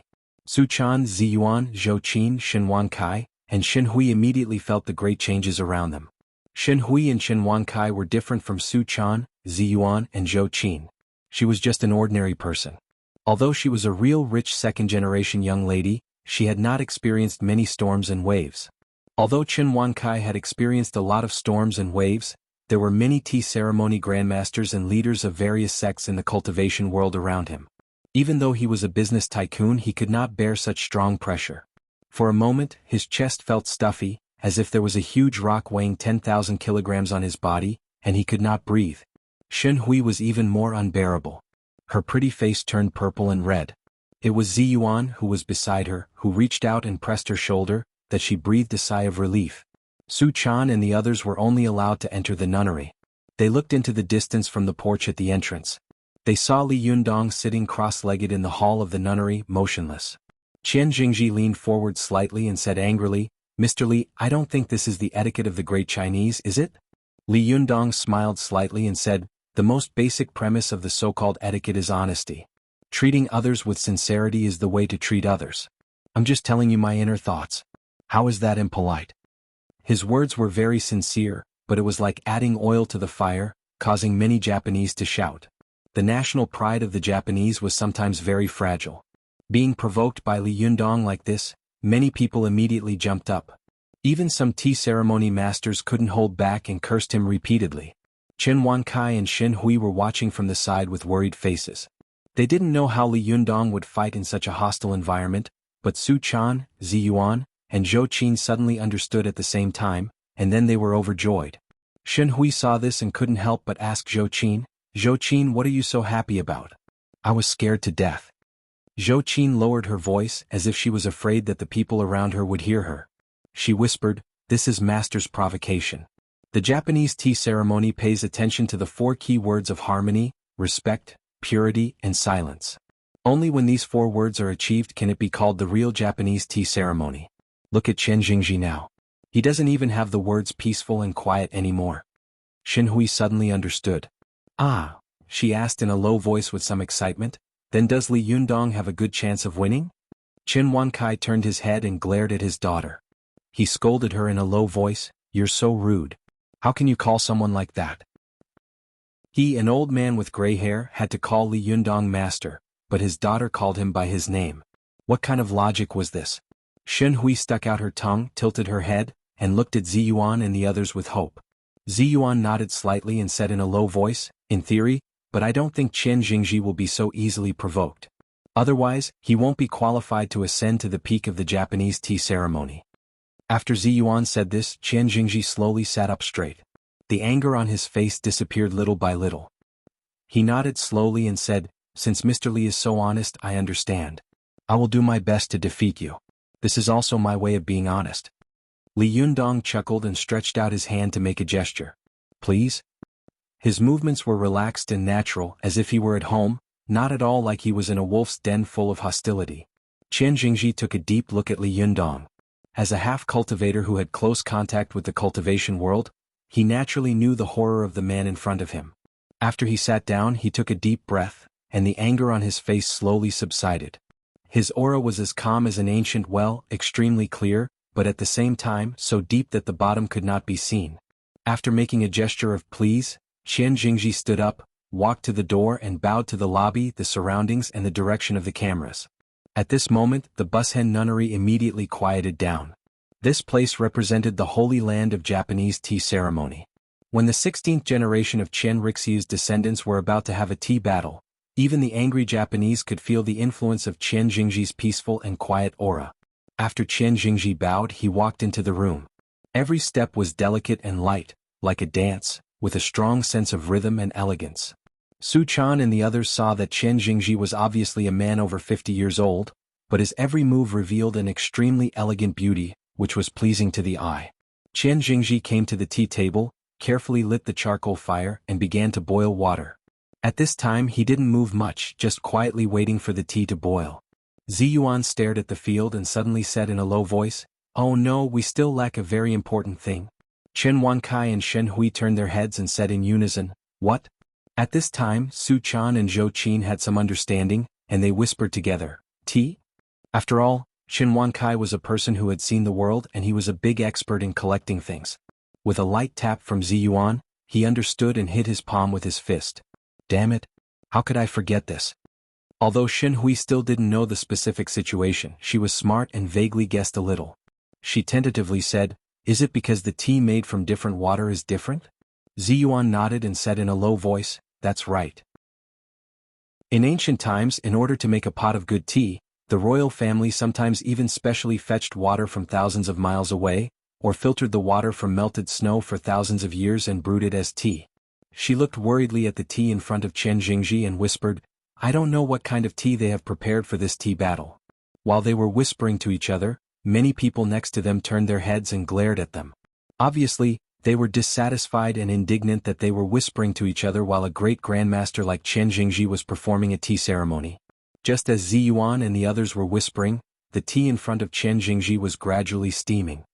He slowly opened the tea box in front of him and took out a small black round cake.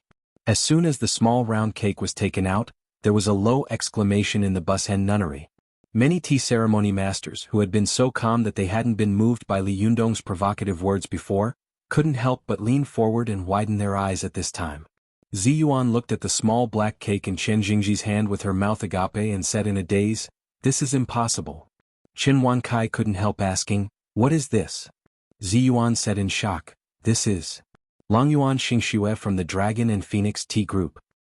Dragon and Phoenix Tea Group? Zhou Qin and Xin Hui asked in confusion. What is the Dragon and Phoenix Tea Group? Is it rare?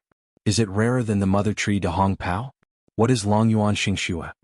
Su Chan also looked at Ziyuan in confusion. As a cultivator, she had even seen a powerful magical weapon like the flipping sky seal. Was there anything in the world that could shock people like this? Ziyuan was also a knowledgeable person.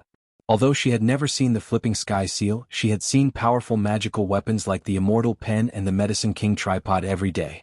Why was she so surprised by a Dragon and Phoenix Tea Group? Seeing that they were at a loss, Ziyuan smiled bitterly in her heart. She said in a low voice, "The Dragon and Phoenix Tea Group is the king of tea, and it has been lost for 500 or 600 years. The tea we drink now is actually loose tea. This kind of tea is picked from the tea tree and kneaded and processed. During the Han Dynasty, Zhang Ji's Guangya proposed to process tea and make tea cakes. This situation lasted until the Song Dynasty. The whole country was rich, and the whole country was enthusiastic about the tea ceremony. The production of tea groups reached its peak, among which the Dragon and Phoenix Tea Group was the most famous. This kind of tea group is extremely rare, and it has always been offered only to the emperor. Even the royal family begged the emperor for it, but the emperor was reluctant to give it to them. He was even reluctant to drink it himself. Only when there was a sacrifice in the ancestral temple would he be willing to take out a little. Ouyang Xiu served as an official in the court for 20 years, and then he was rewarded by Song Renzong with a Dragon and Phoenix Tea Group. At that time, Ouyang Xiu was the Minister of Justice and the Minister of War. Such positions were equivalent to the President of the Supreme People's Court, the Procurator General of the Supreme People's Procuratorate, the Minister of Justice, the head of the Law Interpretation Committee, and the Director of the Constitutional Protection Committee, and the Minister of Defense, the Director of the National Mobilization Committee, the leader of the Commission of Science, Technology and Industry for National Defense, and the commander of the China People's Armed Police Force and the Minister of Public Security. Such a position could be said to be of high status and great power, but even with such a status, he was never willing to take out the Dragon and Phoenix tea ball to drink. He would only take it out when guests came to pass it around for everyone to have a look and show off. Chen Wansai's ancestors were all farmers. Only his generation could be considered to have made a fortune and lived a life of luxury. Naturally, he knew the truth of the saying, as an official for 3 generations, you know what to wear and eat. There was an old saying that it took 3 generations to cultivate a noble. It referred to the accumulation of food and living habits over a long period of time, slowly turning into a kind of noble culture. This was far from something that could be learned by a nouveau riche wearing a crown. Chen Wankai knew that his roots were shallow, and he wanted to become a noble and create a noble family with endless incense. Therefore he was very particular about living. But at this time, he heard that the emperor was reluctant to drink a piece of Dragon and Phoenix Tea Group. He only took out a little when there was a sacrifice in the ancestral temple. Ouyang Xiu, who was so powerful, did not even dare to drink it. When guests came, they just looked at it as if they were drawing cakes to appease their hunger. What kind of concept was this? Su Chan, Shen Hui, and Zhou Qin, who came from the second generation of officials, all widened their eyes in shock. Su Chan said, "Then what is the Dragon Garden Xingxue of the Dragon and Phoenix Tea Group?" Ziyuan shook her head with a look of disbelief on her face and continued, "In the northern Song dynasty, the tea competition in China reached its peak. According to the record of Xuanhe Beiyuan tribute tea written by Xiong Fan, the tea groups were replaced by Jing Ding, Stone Milk, White Milk, and then by the Big Dragon and Phoenix Group. The Big Dragon and Phoenix Group was replaced by the Little Dragon and Phoenix Group, and the Little Dragon and Phoenix Group was replaced by the Miyun Dragon Group, and then the Miyun Dragon Group was replaced by the Rueyun Soaring Dragon Group, and then the Rueyun Soaring Dragon Group was replaced by the White Tea Group." Ziyuan turned her head and looked at the Dragon Garden Xingxue in Qian Jingji's hands with great shock. She murmured, "Zheng Kejian only used silver water sprout to make the Dragon Garden Xingxue. In the record of Beiyuan tribute tea, tea leaves are divided into 3 grades: purple buds, medium buds, and small buds. The Dragon Garden Xingxue abandoned the purple buds and only picked the small tea tips of the best new tea. Only tea tips shaped like sparrow's tongue, like eagle's claws, and as small as a needle can be called water sprout. In Xiong Fan's record of Xuanhe Beiyuan tribute tea, the medium buds and small buds are all rare and top grade. As for the water sprout, it has never been heard of since ancient times. Look at the Dragon Garden Xingxue in Qian Jingji's hands. It is made of this kind of water sprout that has never been heard of since ancient times. In the process of making it, it is steamed first. After steaming, the ripe buds that have been picked are removed, only the heart is taken, and it is hidden in a precious spring. It is bright and clean like a silver thread. It is made of a new square inch with a small dragon winding on it.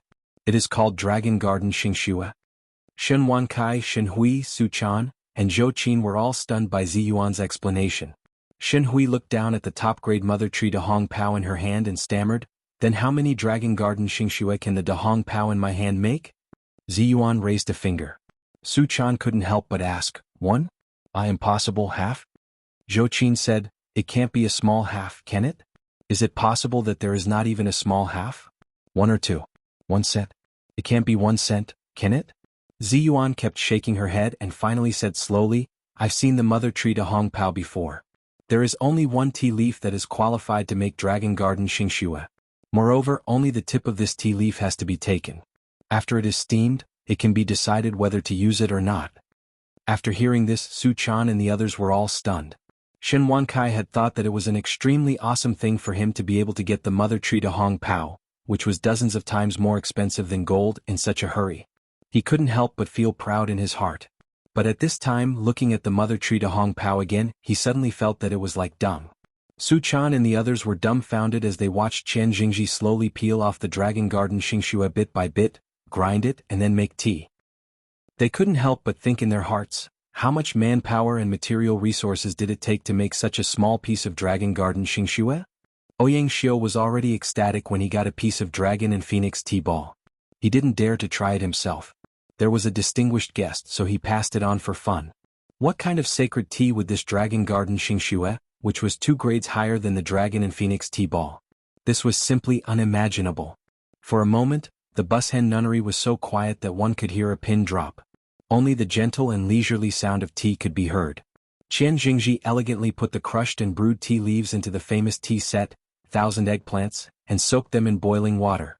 Immediately, white steam rose in the Bushen nunnery, and dragons and phoenixes could faintly be seen flying in the mist. The mist was white and fragrant. It was really the Dragon Garden Xingxue, with dragons and phoenixes dancing. What are you doing? Chapter 983. No one had expected that Longyuan Xingxue, the pinnacle of Chinese tea history, would reappear in the hands of Qian Jingji.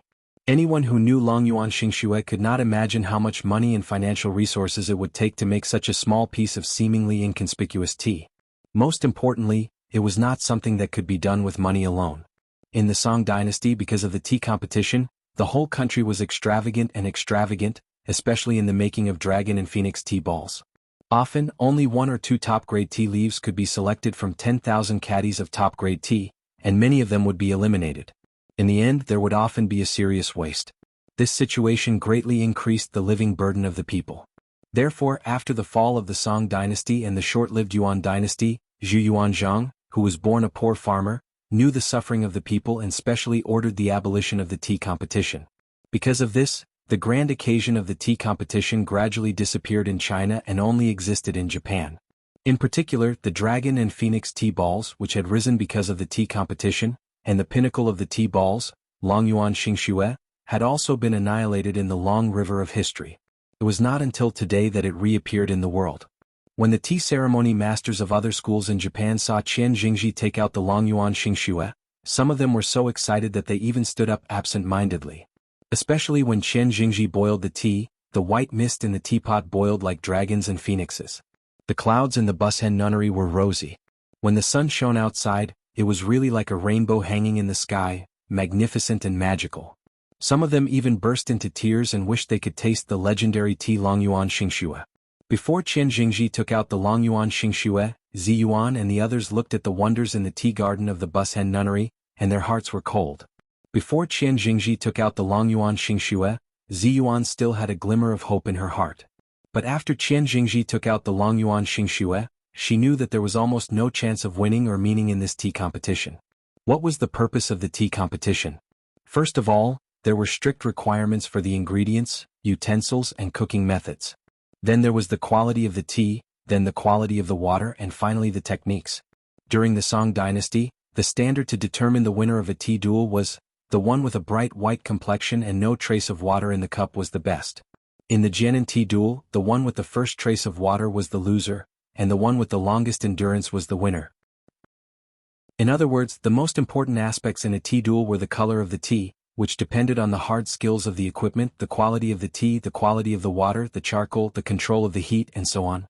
The second was the trace of water, which depended on the exquisite tea skills of the tea duelists and so on. Often, in a tea battle, if the powerful tea ceremony grandmasters couldn't decide the winner in one round, they would have to win 2 out of 3 rounds. The first to show the water mark would be the loser. However, how could Qian Jingji, who had spent his entire life dealing with tea and studying the art of tea, make a mistake? Everyone saw that his movements were slow and light, like a dancer slowly dancing. His movements were not only accurate but also elegant. Especially when dividing the tea, his grasp of strength had reached a subtle state. In terms of cultivation, Qian Jingji couldn't compare with Li Yundong, but anyone who specialized in one thing for a lifetime could often reach the pinnacle. It was like the oil seller who could skillfully pour oil into the money hole, which was admirable, but he revealed the secret of heaven with one sentence. There was no other, only the hands were familiar with the ears. This was the truth that practice makes perfect. Qian Jingji had been thinking about how to make tea and how to study the art of tea all his life. He could really divide the tea perfectly with his eyes closed. Zi Yuan saw that when he was dividing the tea, the eggplant in his hand was sometimes high and sometimes low. The tea in the pot poured down like a silver chain like a long dragon, but when it fell on the rabbit hair cup, it did not cause any splash, nor did it leave a trace of water. In the eyes of others, it was really a wonderful skill. Zi Yuan was still hoping that he would make some mistakes in the most difficult part of dividing the tea. Seeing the old man's steady movements and posture, her heart sank to the bottom. When Qian Jingji finished dividing the tea, everyone immediately burst into thunderous cheers. Qian Jingji put the eggplant in front of him, made a gesture to Li Yundong, and then made a gesture to the judges in the tea hall of the Bushen nunnery. These judges were all so excited that they couldn't speak.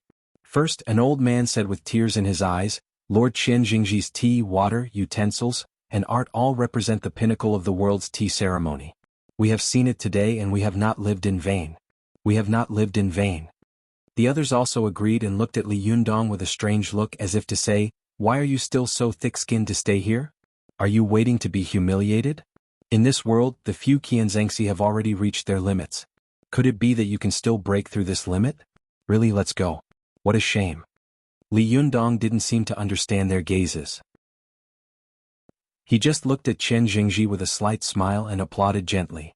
In all fairness, Qian Jingji's attainments in the tea ceremony had reached the extreme realm that a master of the tea ceremony could reach. His every move was like a precise measurement, reaching a level that could not be perfectly imitated by machines. The most valuable thing was that in such an extremely precise and almost mechanical process, he could still perfectly embody the 4-character realm of harmony, respect, and silence in the Japanese tea ceremony. He deserved to be called a master. Out of respect for the old man in front of him in the tea ceremony, Li Yundong had to express his respect by applauding. When Qian Jingji saw Li Yundong applauding, there was finally a smile on his face. He bowed slightly and said, "Mr. Li, do you still want to continue the tea battle?" In his opinion, this tea battle was meaningless. As the leader of the Qian family, he often had to face challenges from various schools of tea ceremony, as well as from the Qian family and the Li family and the Qian family in the martial arts circle.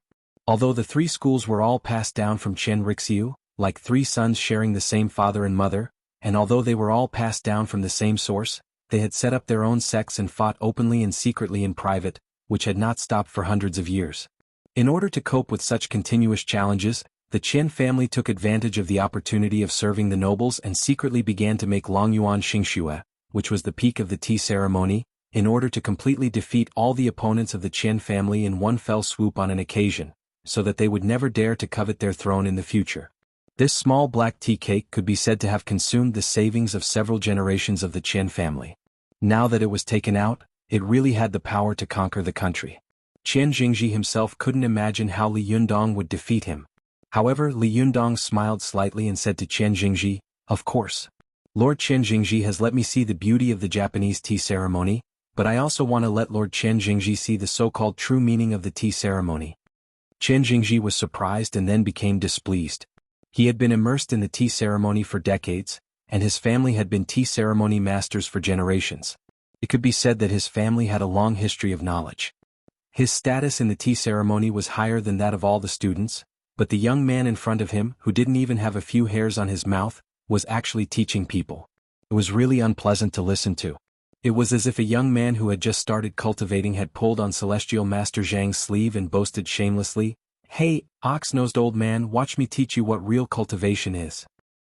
This was simply a joke to all the cultivators in the world.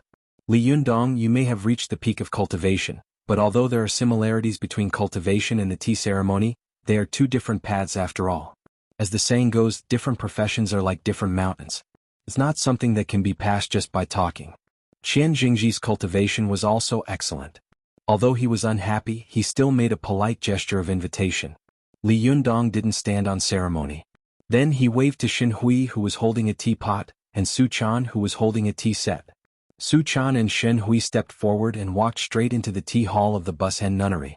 They placed the tea set and the teapot in front of Li Yundong. Although Shen Hui had participated in the tea culture and art competition in Dongwu City, compared with the one in front of her, it was like a child playing house. She usually had a bad temper, but here she didn't even dare to breathe, let alone speak. However, Su Chan boldly asked in a low voice, "Yundong, can you win?" Li Yundong gave her a gentle smile and said, "You watch from the side." As he said this, he sat down cross-legged. Without any process of the tea ceremony, he reached out and opened the teapot. He reached out and took out the tea leaves of the mother tree, Dahongpo. He casually took a tea leaf, which happened to be the only one that was qualified to be selected as the Longyuan Xingxue. Li Yundong threw the tea leaf into the teacup and poured some water into the teapot beside him. A Dahongpo tea leaf floated up from the teacup. When the other people in the Bushen Nunnery saw that Li Yundong didn't have any rules of the tea ceremony at all, and didn't even know how to choose tea, how to make tea, and the order of tea, they immediately burst into laughter. Some of them even started to sneer at him on the spot. Su Chan couldn't help glaring at these people, but Li Yundong turned a deaf ear to them. He pressed his hands on his knees and looked at the teacup in front of him with a smile. Then he pouted at Shen Hui and motioned for her to light the fire to boil the water. Shen Hui was so frightened by the ridicule around her that her face turned pale. She didn't dare to move. Li Yundong smiled at her and said, "It's okay. Just boil the water." Shen Hui saw that his smile was extremely warm, as if it was revealing a force, which suddenly made her heart double. Somehow she calmed down, so she boldly sat down beside him and boiled the water. When the other Japanese saw this, they thought it was ridiculous to the extreme. They had never heard of someone helping them in the tea ceremony. For a moment, the sarcastic laughter became louder and louder. Shen Hui was boiling water while secretly looking at the boy beside her. When she first saw him, he was still in a clothing store. The sex fiend she had misunderstood at that time had now grown into a person who could face the ridicule of so many great masters and craftsmen without changing his expression. He was a person who was calm and indifferent. For a moment, Shen Hui's imagination ran wild, but she suddenly heard that the laughter in the nunnery had suddenly become much quieter.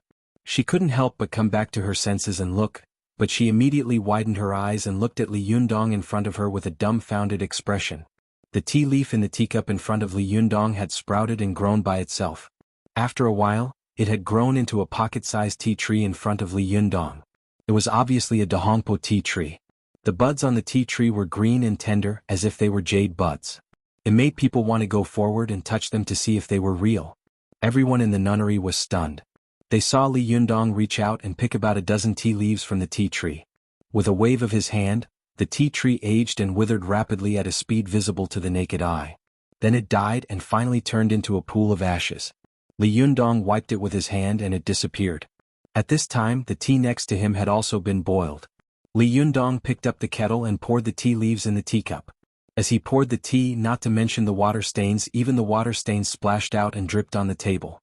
According to the rules of the tea competition, he could be directly judged to have lost. However, Li Yundong's expression was calm. After making the tea, he gently fanned his hand over the steam coming out of the teacup. Immediately, the whole nunnery felt a burst of tea fragrance, elegant and fragrant, intoxicating people. Chen Jingji saw that Li Yundong had finished drinking the tea and was sitting there calmly, sipping tea by himself. He asked in surprise and doubt, "Mr. Li, is this your tea ceremony?" Li Yundong took a sip of tea, put down the teacup, laughed and said, "No, this should be your tea ceremony." As soon as he said this, someone around immediately shouted, "Nonsense, how is this our tea ceremony? You ignorant boy, don't embarrass yourself here." Li Yundong smiled and looked in the direction of the voice, then said to Chen Jingji, "Lord Chen Jingji, have you heard of a poem?" Chen Jingji frowned and asked, "What poem?" Li Yundong immediately patted the table and recited, "Boil the water, add the tea leaves, and then drink the tea in the right way. That's all you need to know. Apart from that, the tea has nothing." As soon as Li Yundong recited this poem, the sarcasm and scolding around him suddenly stopped, and almost all the Japanese people looked at each other. Chen Jingji stood there dumbfounded. Of course he knew this poem. This poem not only described the highest realm of the tea ceremony in plain language, but the most important thing was, it was made by Chen Jingji's ancestor, Chen Rixiu. Chen Jingji suddenly realized a terrible problem. If he refuted this poem, he would refute his ancestors, refute the supreme tea sage of Japan, and even oppose the Japanese tea ceremony. But if he didn't refute this poem, he would agree that what Li Yundong did was the real tea ceremony, which was tantamount to admitting defeat. Chen Jingji was not the only one who realized this. Almost all the Japanese who saw this scene realized this. The tea fight, which was supposed to have no suspense, suddenly took a dramatic turn, which stunned them. Many people cursed in their hearts, F***CKU. I've seen shameless people, but I've never seen someone so shameless that he doesn't even use his ancestors as a gun. Did Lord Chen Rixiu provoke you? I was really shot lying down. == 4,000 words. After finishing the work at hand in the past 2 days, I've been focusing on getting rid of the jet lag all day. Last night I lay in bed and didn't sleep all night. I got up as soon as possible and yawned. Hurry up and don't wait at night. There must be no one. I'll go to bed early and get rid of the jet lag quickly. I can't afford to stay up all night.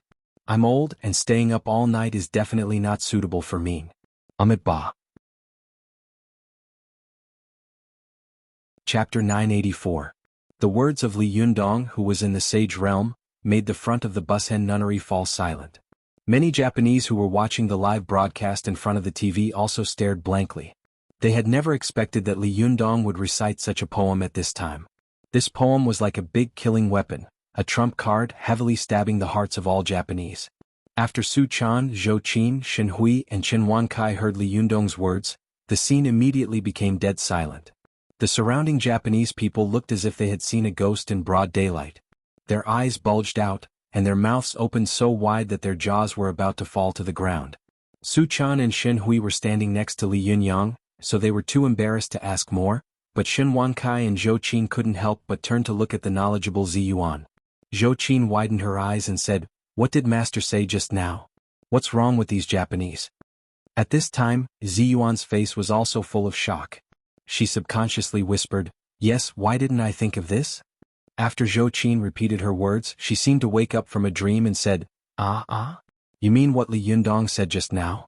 That's Senrikyu's poem. Zhou Qin was puzzled, so she asked for more details and Zi Yuan explained. As the famous tea sage of country R. Chen Rixiu played an important role in the tea industry and history of country R. Even in the whole world, his contribution and status to the tea culture and history could not be erased and doubted. Even the most extreme nationalists would have a lot of respect for this tea master and eminent monk as long as they truly understood Chen Rixiu's life. Chen Rixiu was a late bloomer. He only became Oda Nobunaga's head of tea at the age of 52. As a result, he stepped onto the political stage of Japan, and his fate took a huge turn. Later, Oda Nobunaga encountered the Hinoji incident, and Toyotomi Hideyoshi took over the world. Chen Rixiu also began his golden 15 years of glory. During these 15 years, Chen Rixiu's tea ceremony realm climbed to the peak, the realm of returning to nature. At that time, there were people who admired Chen Rixiu and wanted to learn the profound meaning of the tea ceremony. Chen Rixiu told them, "The tea ceremony is to put charcoal in the stove, wait for the water to boil to the right degree, and add tea leaves to create the right taste. Put the flowers in the vase according to their growing condition. In summer it makes one think of coolness, in winter it makes one think of warmth. There is no other secret." Zhou Qin and Chen Wankai listened to Zi Yuan's whispered and quick explanation, and they couldn't help but admire Chen Rixiu. One of them was a leader in the cultivation world, and the other was a business tycoon. Both of them were wise people who could see through the essence of the prosperous world at a glance. Naturally, they knew that a high-ranking person with infinite glory could see through this point and put it into practice showed that he had indeed seen through the false prosperity of the world, returned to the essence of Tao, and reached the realm of returning to nature. If the way of tea was like cultivation and had 9 heavens, then Chen Rixiu would definitely be a golden immortal expert at the 9th heavenly stage. Unfortunately, he wasn't a cultivation expert. Thus, Toyotomi Hideyoshi was jealous of his astonishing prestige and eventually sentenced him to death with a groundless crime. They could understand Chen Rixiu's understanding of the tea ceremony, and these Japanese naturally understood it. Although Chen Rixiu had mentioned this, it was easier to know than to do. Most of the time a person knew this truth, but it did not mean that he could do it. Being able to do it did not mean that he really understood all of this. The realm was very mysterious. If you understood it, you understood it. If you didn't understand it, you didn't understand it. Those who understood it would reveal a charm that was beyond the reach of others in every move. Those who didn't understand it would be as stupid and ridiculous as clowns if they pretended to understand it. When Chen Rixiu said these words in front of everyone, these people would sigh and say, "Lord Chen Rixiu's realm is beyond our reach." But if it was someone else, these people would definitely scold him in front of his face, "Don't be pretentious or you will be struck by lightning." However, when Li Yundong said these words, some people were ecstatic in their hearts, but some people were moved and some even looked thoughtful. When Chen Jingji heard Li Yundong's words, he was the one who was touched the most. However, as a descendant of Chen Rixiu, he always wanted to understand Chen Rixiu's realm. However, the understanding of the realm was not only related to talent, but also to status and experience. Chen Jingji could understand what Li Yundong had said, but he didn't believe that Li Yundong had understood such a realm, because the level of fighting strength and the level of the spiritual realm were not necessarily proportional to the logical relationship. In the history of Japan, there were many masters who were strong in fighting, but their spiritual realm was extremely low. Chen Jingji frowned and said to Li Yundong with great displeasure, "Mr. Li, you want to make a comeback by quoting the ancestors' words. Isn't it too childish?" Li Yundong looked at Chen Jingji calmly. He sighed slowly and said, "Lord Chen Jingji, do you really think that I am so eager to win this tea competition?" Chen Jingji was stunned and looked at Li Yundong blankly. Li Yundong shook his head, looked at Chen Jingji with a disappointed look, and said, "As a tea ceremony master, I deeply admire Chen Rixiu's understanding of the tea ceremony and the realm he has reached. He is a master who has understood the meaning of life and death and the universe. Unfortunately, his descendants are obsessed with vanity and prosperity. They are fools who ignore the invisible great way." Chen Jingji was suddenly shocked by this scolding. As the saying goes, the greatest sound is silent, and the great way is invisible. The highest realm of any Taoism in the world is the simplest. For example, the realm of the unity of heaven and man that Li Yundong had comprehended. What was the unity of heaven and man? Since ancient times, countless people had wanted to explain these 4 words. They had used countless words and works, and they were piled up like a mountain. In fact, these 4 words were simply one sentence: the harmony and unity of the human body's own small universe and the universe of heaven and earth. But if ordinary people heard this sentence, they would scoff at it. Bullshit, it's as good as not saying it. I've known it for hundreds of years. It was like someone went to ask Chen Rixiu for advice on the mystery of the tea ceremony. Chen Rixiu told them that the tea ceremony was to make delicious tea, and then he was spurned by them.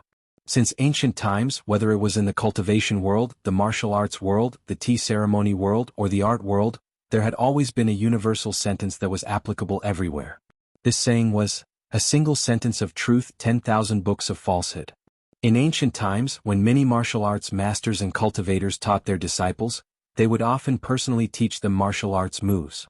Only when they were on the verge of death would they call their direct disciples to their bedside and say to them, "I'll tell you everything I've learned in my life. Come closer, I'll tell you." This was the true knowledge that had been passed down by word of mouth since ancient times, and it was often just one sentence. But when the disciples heard it, they would often be enlightened. So that's it. So it's so simple?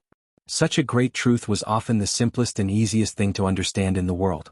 But if it was too easy, the disciples often didn't take it seriously and thought that the master was unreliable. How could such a simple truth be the true method? If you don't believe it, you must have hidden it. Therefore, there was a saying in the cultivation world and the martial arts world. The great way was easy to find, but the small skills were hard to find. This was because the great way was actually something that everyone in the world could touch, but only a few great masters and great craftsmen could comprehend something that belonged to them from the simplest things in the world.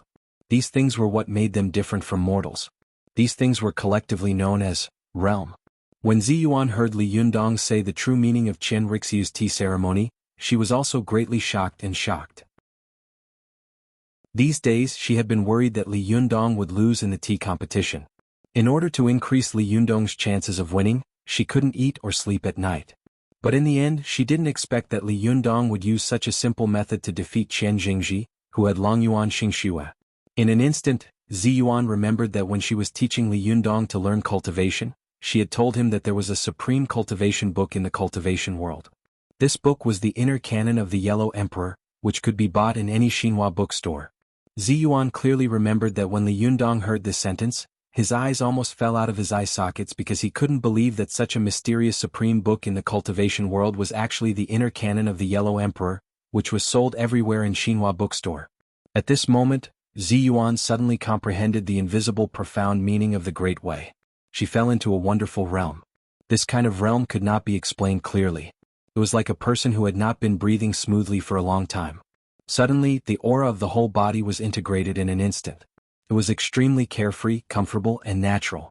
In the past, Ziyuan had enlightened Li Yundong's way of cultivation, but she hadn't expected that now, it was Li Yundong who had enlightened her way of cultivation.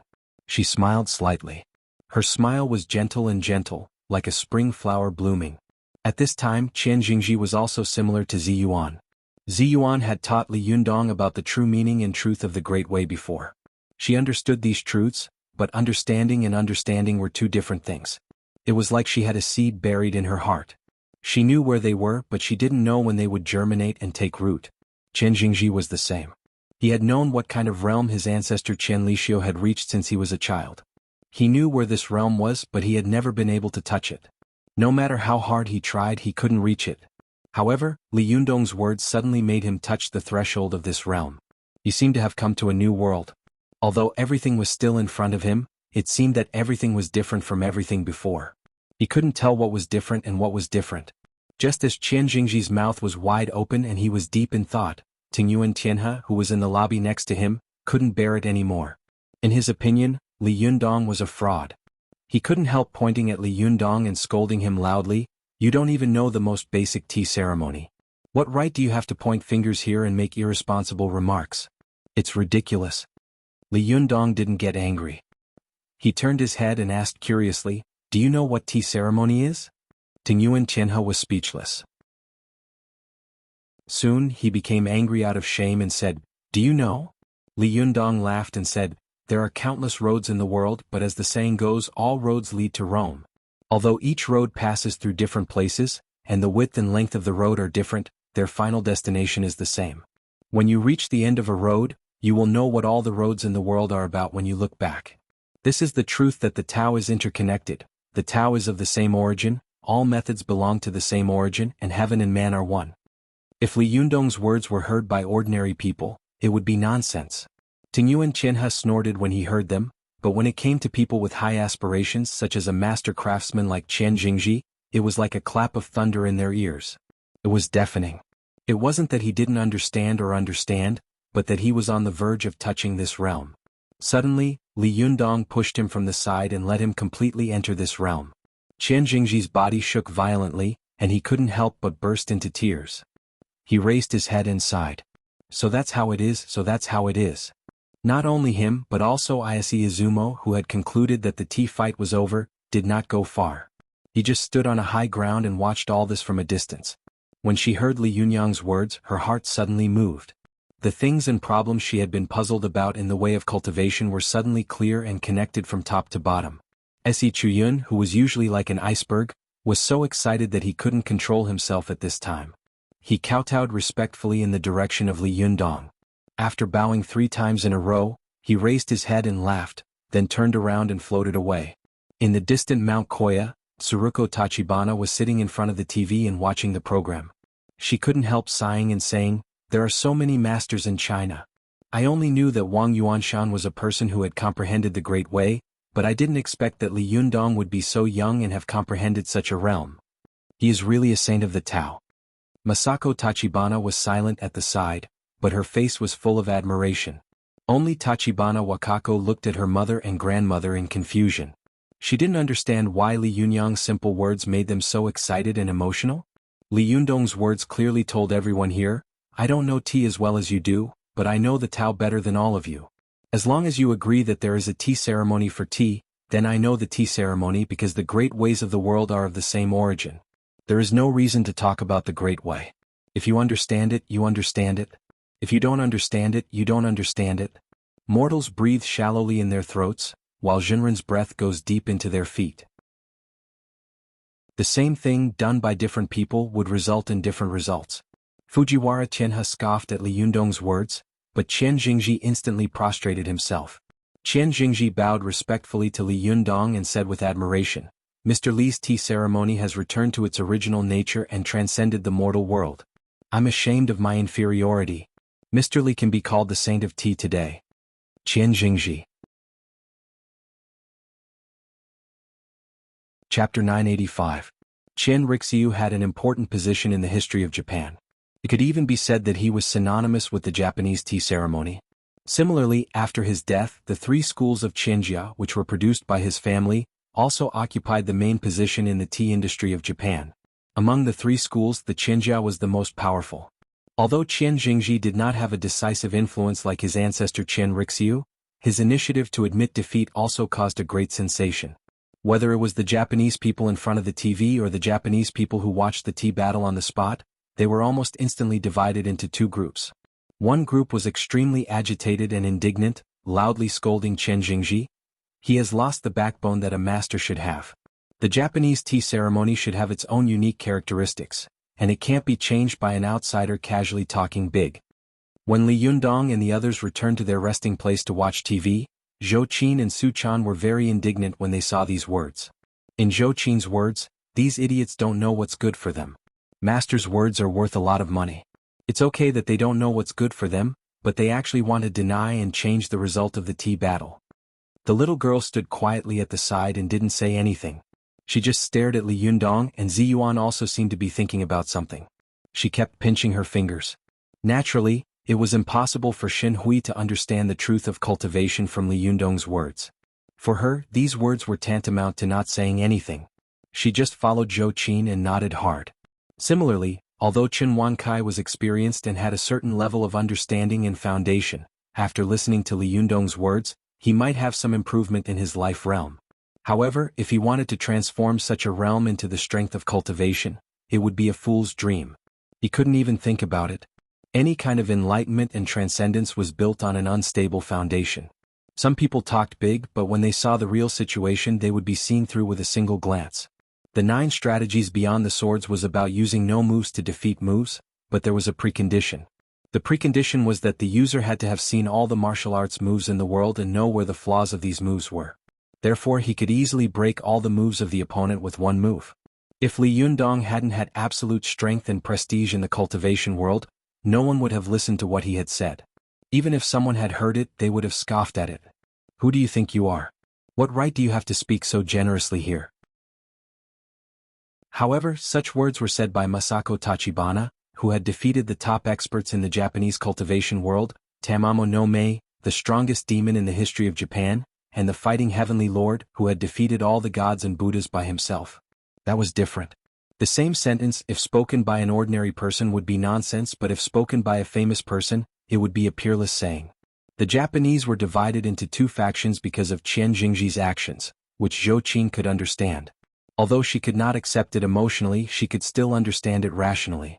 However, what she could not accept the most was that the other faction of Japanese was actually neutral and looked at this matter with the mentality of a bystander. There were almost none who truly supported Qian Jingji. This was simply unimaginable.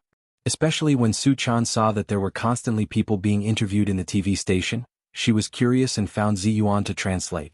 After learning about the situation inside, she couldn't help but be tongue-tied and ask, "Sister Zi Yuan, why don't these people understand the great way that Yundong mentioned?" Zi Yuan smiled slightly and said, "In fact, it's very normal. If so many people in the world understood the great way, the heaven realm would be overcrowded." Su Chan suddenly understood. It was really rare for someone with great wisdom to be able to see the general trend from a little. Su Chan turned her head to look at Li Yundong and asked, "Yundong, do you think this tea competition will help us open the Desangxian tea shop in Japan?" After Li Yundong returned to the place where he had stayed, he had been sitting between the tatami and the corridor, looking up at the sky. He didn't hear the angry voices of Zhou Qin and the others in the room. When Su Chan spoke to him, he turned his head, smiled slightly and said, "It doesn't matter whether it's helpful or not. What's important is that they have split up and wavered, and there are doubts and confusion. More importantly, they all know who I am and what the Desangxian is. This is an advertising effect that no amount of money can buy." Chen Wankai, who was beside him, also knelt down on the tatami and said with emotion, "Master, you really should go into business." Li Yundong chuckled and asked slyly, "But have you ever thought that if I go into business I won't be able to cultivate?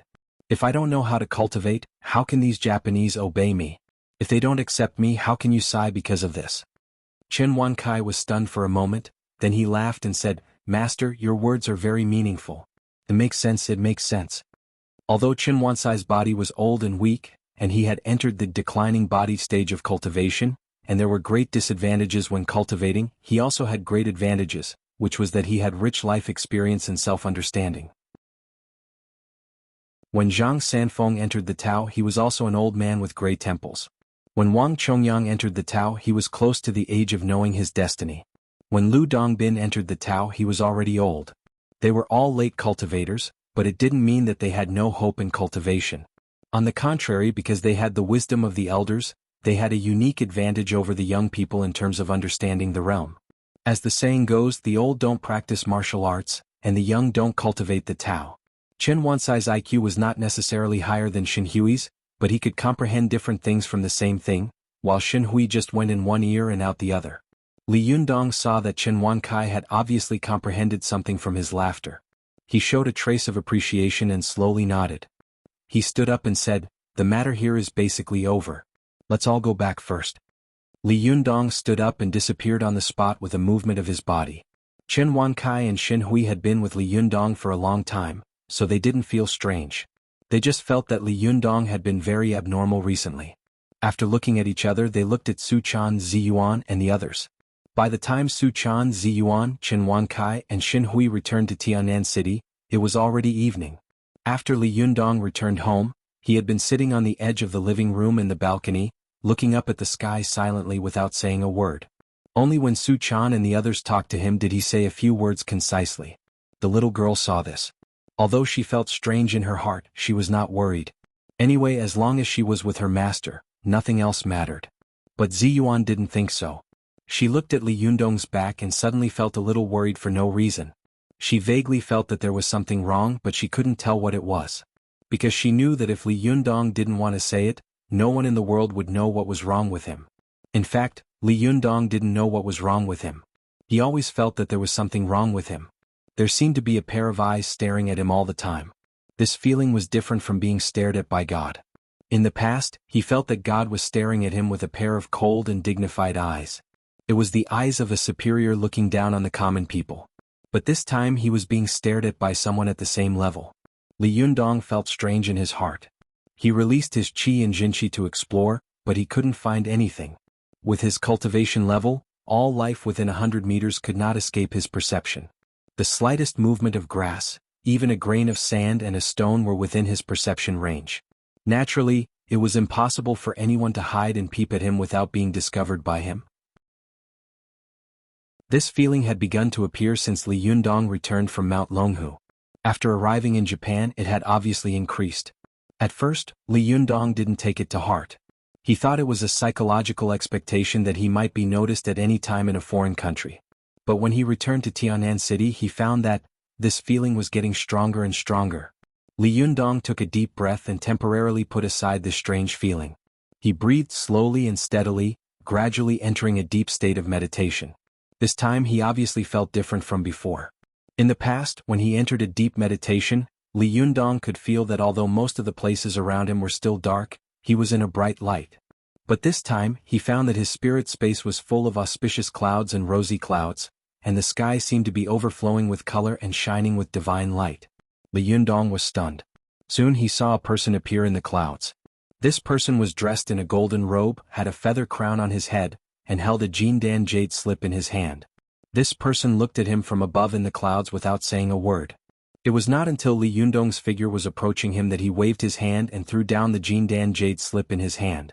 Li Yundong raised his hand to catch it and saw that there were rows of ancient seal script written from right to left and from top to bottom on the jade slip.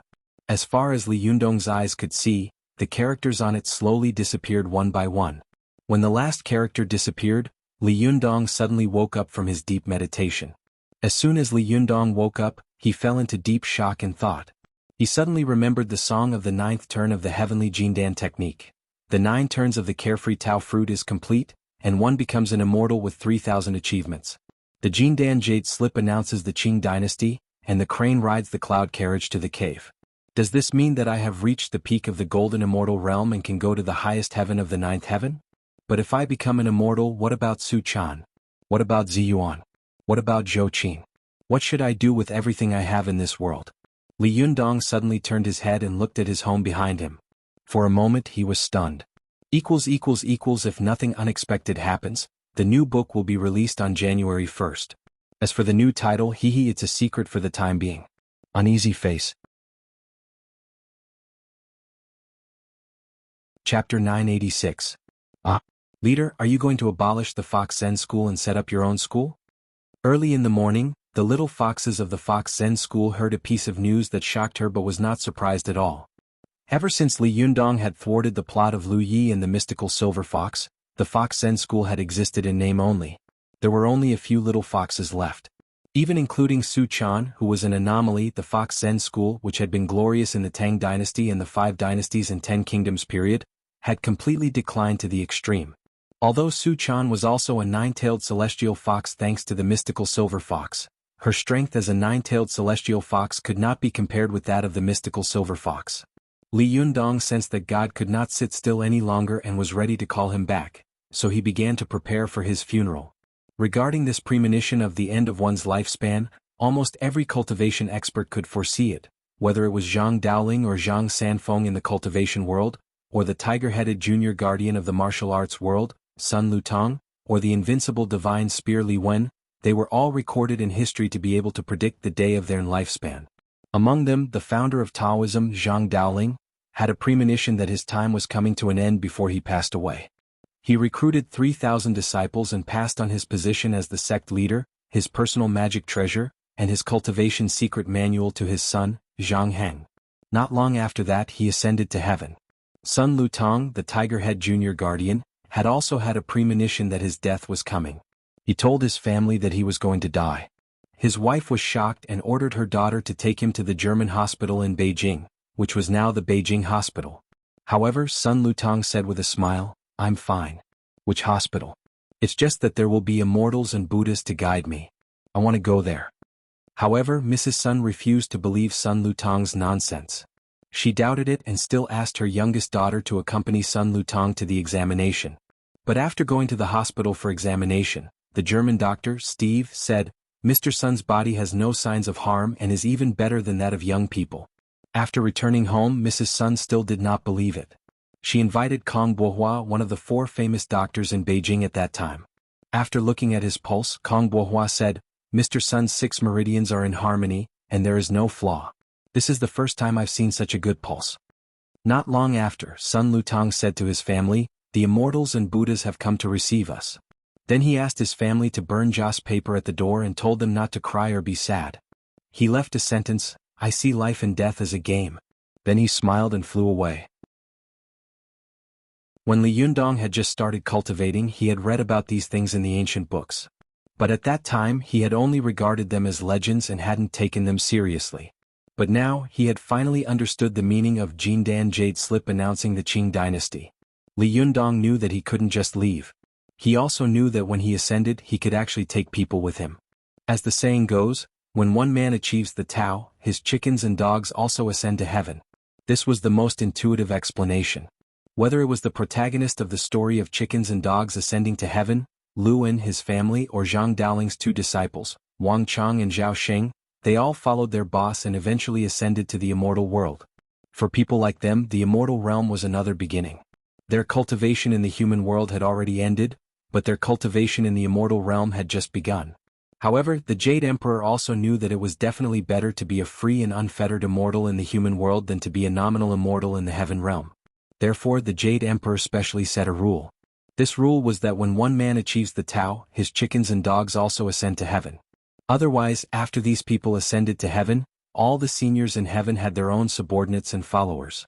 What if he came up alone and lost his temper? For Li Yundong, he knew that after he cultivated to the golden immortal realm, all the rules in the human world, whether it was birth, old age, sickness and death, or power and wealth, would have no effect on him. There was no power or restraint in the human world that could control him. Therefore at this time the heaven must summon him to heaven.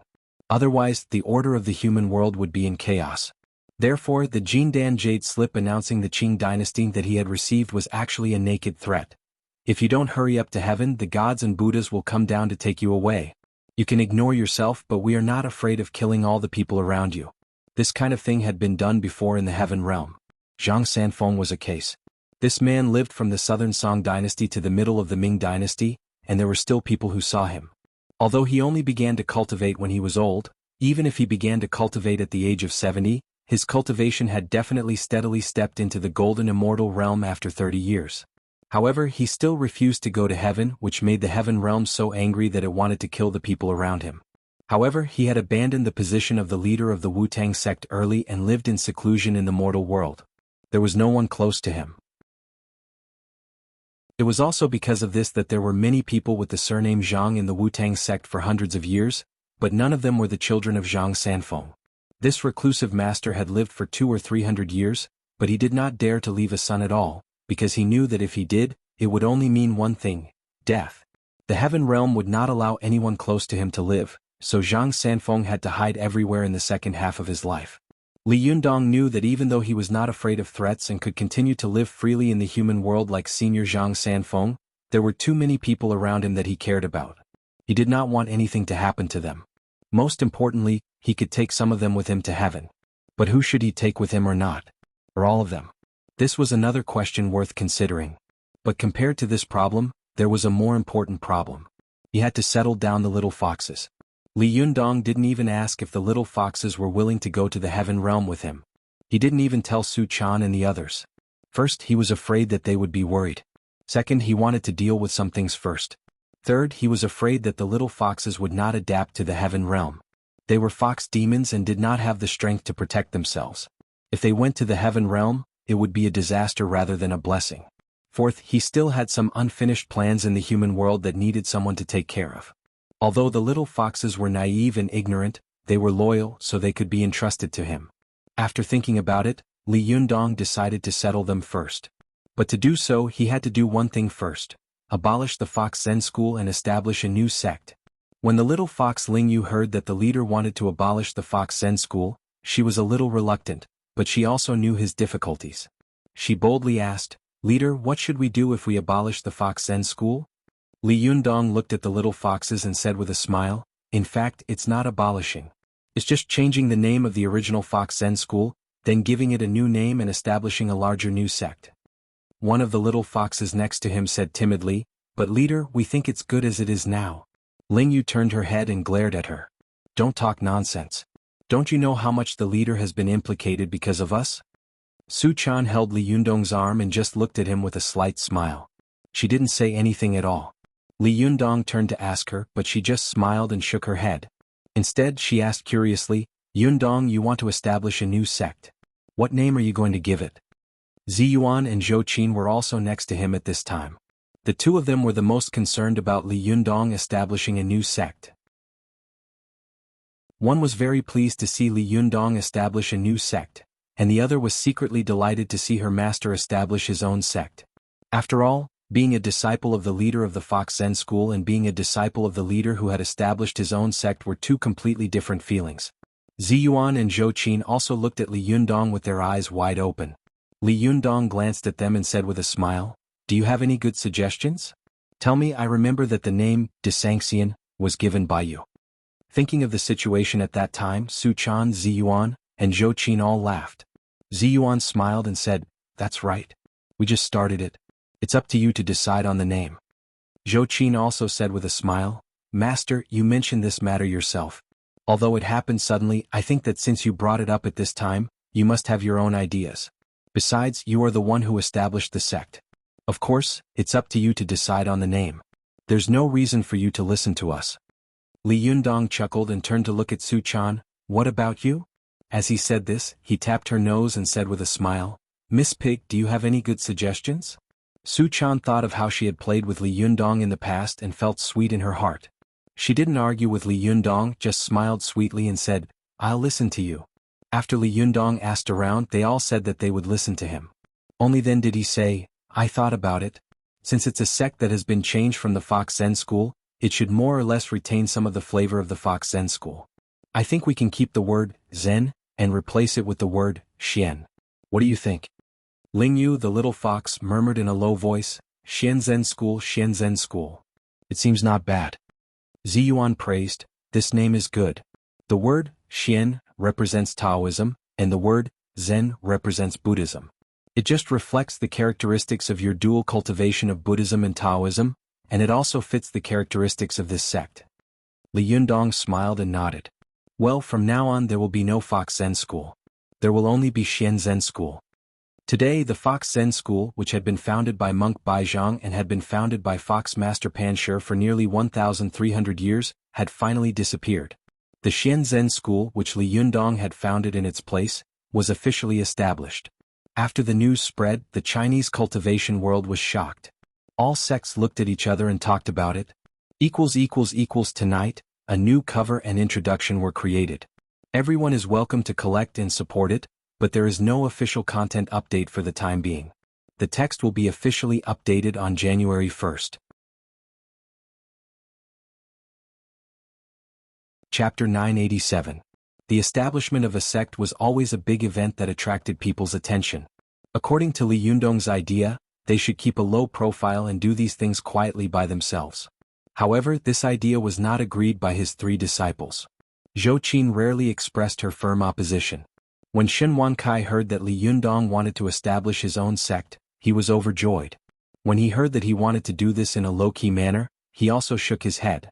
Lin Miao knew some of the old rules of China because of his relationship with Li Yundong, so he also tried to persuade him. Li Yundong was originally easygoing. After reaching the top realm of cultivation, he became even more easygoing. Seeing that the three of them were opposed, he didn't force them. He just said with a wry smile, "You want to keep a high profile? Then what is considered a high profile? It's not good to alarm the secular world." Su Chan and Ziyuan didn't have any requirements. They just smiled and watched the fun. Zhou Qin advised, "Master, don't worry. We will definitely not alarm the secular world, but at least your invitation will be sent out. If the invitation is not sent, people will think that you don't respect them. Who knows what they will think of you?" Shen Wankai echoed, "That's right. Leave this matter to me. I have to make sure it is lively and grand." Shen Wankai had never kept a low profile since he got home. He knew that although it was easy to get into trouble if he kept a high profile these days, it might not be a bad thing as long as he did it well. Li Yundong shook his head and said with a smile, "Aren't you afraid that no one will come after the invitation is sent out? I've offended a lot of people in the cultivation world." Li Yundong's words made the little foxes of the Fox Zen school, Su Chan, Zi Yuan, and the others look at each other. After the Battle of Mount Tianlong, Li Yundong had offended the Chinese cultivation world. It was already lucky that they didn't come to make trouble. Would they come to congratulate Li Yundong on establishing a sect? Unlikely. For a moment, Zhou Qin and Shen Wankai were speechless and looked at each other. At this time Lin Miao tried to persuade him, "Master, it's not the same thing. Whether they come or not is another matter. If you don't come, they'll think that you're looking down on them. Then you'll lose the moral high ground. If they don't come, it'll be their fault. If they bring up their past grievances again, you can use this matter to blame them, right?" Hearing this, Li Yunyang couldn't help laughing. At his current realm he really took these things very lightly. However, Zhou Qin and Chen Wankai were overjoyed when they heard this. Zhou Qin couldn't help praising him. "Lin Miao, you're right." Chen Wankai chuckled and said, "Second senior sister is becoming more and more like a Chinese now. Your idea is a typical Chinese idea. Interesting, it has the smell of power." Lin Miao pursed his lips into a smile and did not speak again, but he could not help sighing in his heart. He thought of his former companions, John and Alba, and wondered how they were doing now. Were they becoming more and more like Chinese just like him? In the past, when he had not integrated into this environment, he had not realized the tolerance of the national culture of this country. Now, Lin Miao had completely understood why this country and its people had been repeatedly invaded and even conquered by foreign nations for thousands of years, whether it was the Wei, Jin, Southern and Northern dynasties, the 5 dynasties and 10 kingdoms, or the Yuan and Qing dynasties. However, in the end they were always the ones who had the last laugh. This was because this nation and this country had a very strong, deep and broad cultural foundation and tolerance. The invaders could conquer the civilization for a while, but in the end, they would be conquered by the civilization and devoured until they were integrated into one. Li Yunyang glanced at Lin Miao with a smile and said, "Since you all say so, then do it first. Anyway, no one will come when the time comes. I don't care if you lose face and make a fool of yourself." Zhou Qin and Chen Wankai were overjoyed. After receiving them, they went to do their own things. Zhou Qin, Zi Yuan, and Lin Miao were busy writing golden invitations. There were many cultivation sects in China, and there were more than a dozen or 20 branches of the Chuanzhen sect alone. It was not easy to send them all. Chen Wankai turned around and went out to busy himself with other things. Founding a sect was easy to say, but it was a complicated project. At the very least, there had to be a place for the sect to be established. Looking at all the cultivation sects in the world, which one didn't want to occupy a spirit mountain with their headquarters? Who would set up a sign in a city community and say that they were opening a sect? That would be a big joke and they would be laughed at by others. Therefore, a group of people reached a preliminary agreement that although Tianan City was still prosperous, there was no spirit mountain. After looking around, they all decided to set up the sect on Mount Tianlong, which used to be the Fox Zen School. However, the lease contract for the Taoist field on Mount Tianlong had not been settled. At first, Wang Jinyuan had used it as a transaction item to make a deal with Li Yunyang. Chen Wankai was going to settle this matter. Otherwise, if they set up a sect on Mount Tianlong and were driven out, it would be the most ridiculous thing in the world. Li Yunyang didn't care, but Chen Wankai couldn't afford to lose face. After the group of people finished their discussion, they dispersed to do their own things. Only Li Yunyang was the most leisurely. He leisurely looked at them with his hands in his sleeves and a slight smile on the corner of his mouth. Time passed quickly. After Zhou Qin and the others had sent out all the invitations, Li Yundong and the others had slowly moved their clothes to Dongwu City. The tea house of Desangxian had also been opened in Dongwu City. It could be said that they had completely moved their family business from Tianan City to Dongwu City. After waiting for another 3 days, Li Yunyang's Xianchan School was officially established on Mount Tianlong. To Li Yunyang's surprise, on the day of the opening ceremony, almost all the Chinese cultivation sects came. Some of them knew him and some of them didn't. For a moment, Mount Tianlong was full of people and masters. According to the rules, when a sect was established in a place, it would definitely be provoked and challenged by the local sections. It was just like when Li Yunyang went to Japan to open a tea house. He would definitely have to fight tea first. Only after passing the test could he be qualified to open a tea house. But who was Li Yunyang? He was a living golden immortal. Although others were not sure if he had reached the golden immortal realm, The fact that he had forced all the gods and Buddhas to retreat with one palm in the Battle of Mount Tianlong was frightening and dumbfounded. Who would dare to ask him to see if he was qualified to open a sect? Even the reincarnation of Wisdom King was not qualified to open a sect, so who was? Who would be stupid enough to find trouble with him? Were they tired of living? Li Yunyang's establishment of a sect could be considered a precedent in the Chinese cultivation world. Many people came, but none of them came to make trouble. In the past, whether it was Zhang Tianshi, Wang Chongyang, or Zhang Sanfeng, when they had established their sects, they had all been challenged by people. If they wanted to establish a foothold in the cultivation world, it was absolutely impossible to rely on words alone. However, when Li Yundong stood at the gate of the mountain, his unmoving grandmaster aura was enough to make everyone shut up and give up the idea of provoking him. Li Yundong hadn't expected that so many people would come on the day of his establishment. In the morning, almost all the sects that had fought with him before and had conflicts with him had come, but all of them seemed to have forgotten what had happened in the past. They cupped their hands in obeisance, smiled, and presented endless gifts. Li Yundong had been greeting people with a smile. Even though his cultivation was high, his face was a little stiff after smiling all morning. Just as he was about to take a breath and rest, he saw the cultivators of the surrounding sects stir. Some sharp-eyed and quick-witted people pointed to the foot of the mountain and shouted, "Look, the Jingyi school is here."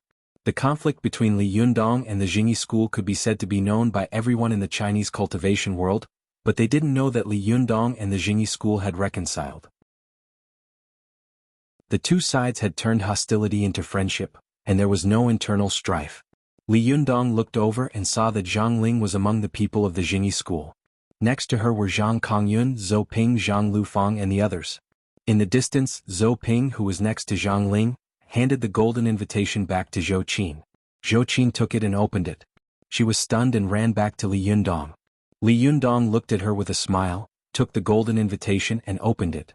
He was suddenly stunned. He looked at Zhang Ling and was speechless for a moment. There was a hint of sadness on Zhang Ling's face.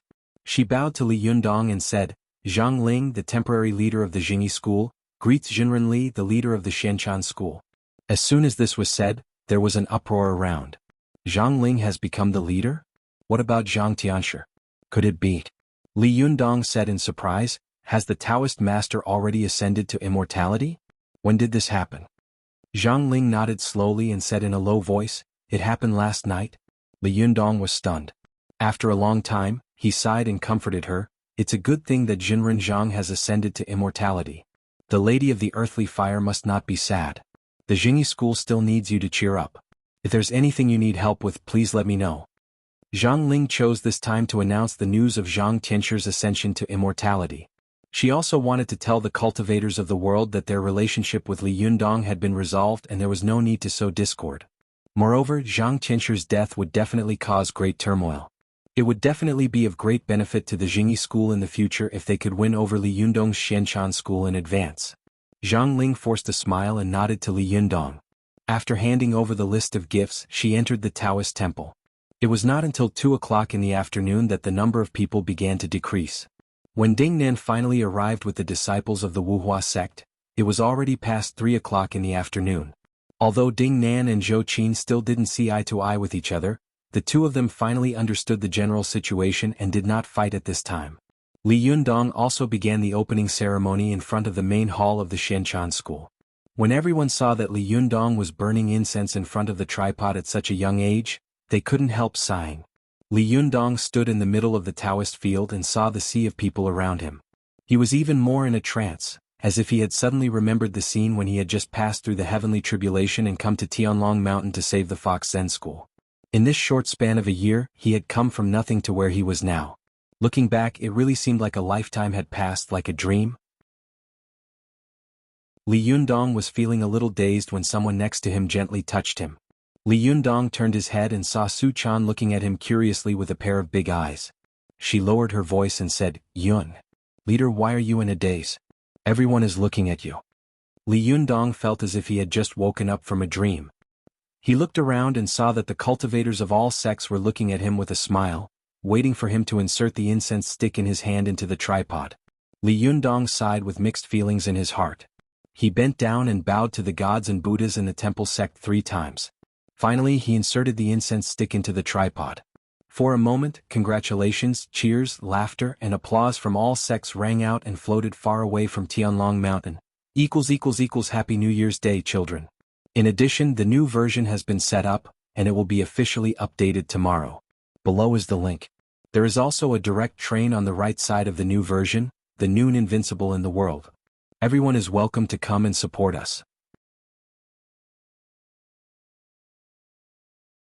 Chapter 988. After the opening ceremony, the leaders of the other sects left one after another. Li Yundong sat alone in the meditation room and was lost in thought, thinking about what he would do in the future. While Li Yundong was thinking about something, he suddenly heard the door open. He turned his head and saw the little girl standing at the door, looking at him with a smile.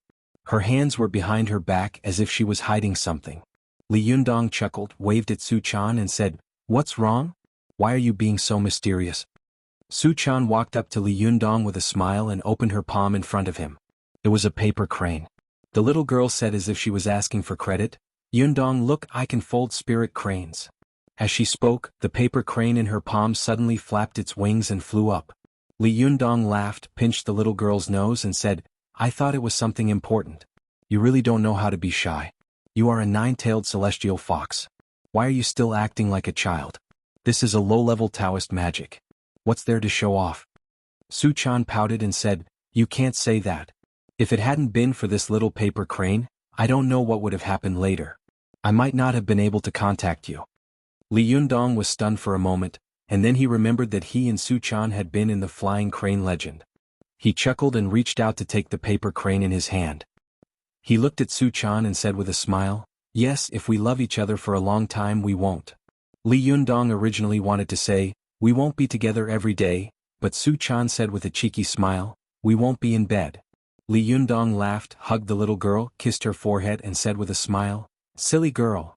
Su Chan giggled, and her soft body snuggled in Li Yundong's arms, as if she wanted to rub herself into Li Yundong's body. Li Yundong hugged Su Chan and suddenly thought of something. He asked softly, "Chaner?" Su Chan put her arms around Li Yundong's waist and replied sweetly, Li Yundong smiled and asked, "If I ascend to the heaven realm one day, will you go with me?" The little girl was a smart person. She immediately raised her head and asked in surprise, "Yundong, are you going to ascend? Do you want to go?" Li Yundong asked in return. Su Chan nodded without hesitation and said, "I'll go wherever you go. You can't leave me behind. Even if you go to hell, I'll follow you." Li Yundong smiled and tapped her nose. "Don't be silly. Why would I go to the 18th level of hell? Are you cursing me?" Su Chan smiled and pressed her cheek against his chest. Her eyes were closed and her face was full of smiles. It was as if the two of them would stay like this forever.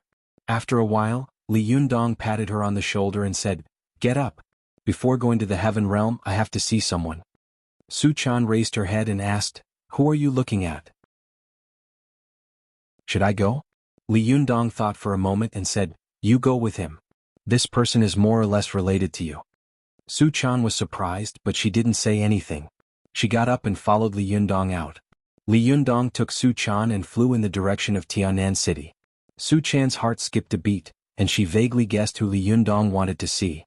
After arriving at Tianan City, Li Yundong landed next to a building in the city center. He didn't go in but just watched from the side. Su Chan didn't ask much and stayed obediently by the side. It wasn't until the sun was about to set that many office staff and beautiful white-collar workers came out of the building. There was a familiar figure in this group of people. Li Yundong looked at this figure and for a moment, his eyes were complicated and filled with emotion. Su Chan took a closer look and saw that this woman was extremely beautiful and stunning. It was Chao Kefi. Su Chan was slightly surprised and said, "Has her soul been reconstructed?" Li Yundong looked at Chao Kefi and nodded slowly. "Yes, Ziyuan reconstructed her soul in the lotus pool and washed away all her memories related to the cultivation world, including ours. She has nothing to do with the mystical silver fox now." Su Chan sighed softly and looked at Chao Kefi. For a moment, she was filled with emotion. "Does she still know you now?" As soon as she finished speaking, she saw Chao Kefi suddenly look at them with a smile on her face. She raised her hand happily and waved it. Su Chan was shocked. "Does she still know us?" She stared blankly at Chao Kefi walking toward them.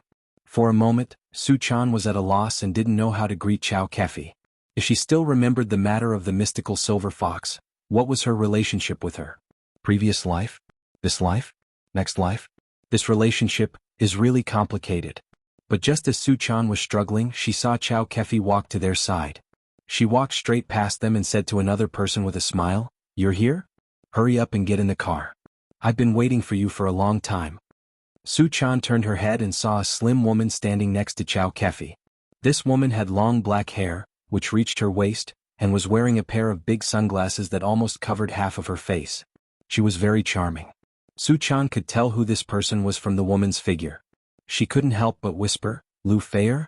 Li Yundong didn't look back. He patted Su Chan on the shoulder and said, "Let's go. Even if we meet, we won't know each other. If we're fated, we'll meet again in the future. Let's go somewhere else." Su Chan responded with an "oh." She looked at Chow Kefi and Lu Feier reluctantly and turned to leave. Lu Feier looked at Li Yundong and Su Chan and was stunned when she saw them leaving. She opened her mouth to call out to them, but Chow Kefi had already walked up to her, took her arm and said with a smile, "Why are you here today? Where are we going to eat? Hey, I'm talking to you." Chow Kefi reached out and waved her hand in front of Lu Feier's eyes. Lu Feier was stunned for a moment before she came to her senses. "Ah? What did you say?" Chow Kefi said with a smile, "Hey, you're a little too much. Which handsome guy did you see? You're staring at him." As she said this, she followed Lu Feier's gaze and saw Li Yundong and Su Chan gradually disappearing. She smiled and said, "Oh, he already has a girlfriend. What are you still looking at?" Lu Feier looked at Chow Kefi in disbelief and asked, "Sister Chow, you're not serious? Don't you know them?" Chow Kefi was stunned. "Them? What them? Do I know them?" Lu Feier was stunned and couldn't help looking at Li Yundong and Su Chan. She opened her mouth and wanted to say the identity of these two people, but for a moment she didn't know where to start. Chow Kefi looked at the figures of Li Yundong and Su Chan and was a little lost for a moment. Her eyes became more and more confused and she slowly said softly, "Why do I feel like I seem to know them?" Lu Feier's heart trembled. She couldn't help but sigh and slowly shake her head. After Li Yundong and Su Chan left, they returned to their home in Tianan City.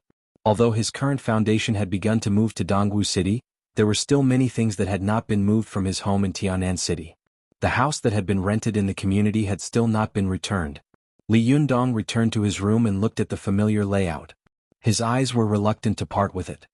He smiled and said to Su Chan, "Take a good look at this place. In the future, you may not be able to see it." The little girl answered obediently. Li Yundong also looked around the room and thought to himself, "I took Su Chan to ascend and I got what I wanted. In the future I will be free and unfettered, but am I really willing to let go of everything in this world like this? What about Ziyuan? What about Zhou Qin?" The more Li Yundong thought about it, the heavier his heart became. Just as he was unable to make up his mind, he heard two people suddenly land outside the balcony of the room. The two of them took a look at the room and laughed. It was Zhou Qin and Ziyuan. Zhou Qin smiled and said to Ziyuan, "I told you that both of them are here." Ziyuan pursed her lips and said with a smile, "Yes, your eldest disciple knows your master best." Zhou Qin smiled and said jokingly, "Master, you left without saying goodbye and left us behind. That's not good." The two of them came in hand with a smile, and two pairs of beautiful eyes fixed on Li Yundong. When Li Yundong heard Zhou Qin's unintentional words, his originally confused heart suddenly trembled. He looked at Su Chan, then at Ziyuan and finally at Zhou Qin. For a moment he was filled with melancholy and didn't know what to do. The expression on his face was sad and happy, and he was actually stunned. And, please take a few seconds to read the whole speech. Finally, it was over. All good things must come to an end. After writing the last word, Tang Tang had mixed feelings in his heart. He didn't know what it was like to be sad and happy at the same time. "Tang Tang, I've experienced many things over the past year, and I've also met many respectable and adorable friends. I can't thank each and every one of you, but from the bottom of my heart, I sincerely thank each and every one of you for accompanying me all the way here. Thank you. Without you, there would not have been this book and the results of this book. I know that many readers have left me messages saying that there are still many things left unexplained in this book. In fact, I also know that because I have already put their stories in the next book. Among them are Meiduo, Zhou Qin, Ding Nan, Lin Miao, Li Sen, Zhao Jing, Lu Feier, Yanfang and Song Yuqiao. I will also reveal their respective fates, including who Li Yundong ended up with in the end, and what happened to the Shenshan school in the sequel, Invincible in the World. The sequel has officially been updated today. The style of this book is the same as that of the Fox Spirit, but the protagonist's character is different from Li Yundong's. Otherwise, if everything is the same, everyone might as well read the Fox Spirit again, right? There will also be a funny story and touching love, but there will also be different new things. There will be laughter, tears, passion, and mystery. I believe that everyone will like this story when the time comes. In 2012, we will end raising a fox spirit at home. In 2012, we will start a new story, the new invincible in the world. I look forward to your attention. You're tuning in to the Han Li's Wuxia Adventures YouTube channel. We're so grateful for your support, and don't forget to subscribe to join us on this incredible journey through captivating stories. Your generosity through donations truly makes a world of difference, as it's the primary source of revenue that allows me to expand and enhance this channel for you. Thank you from the bottom of my heart for being a part of this adventure.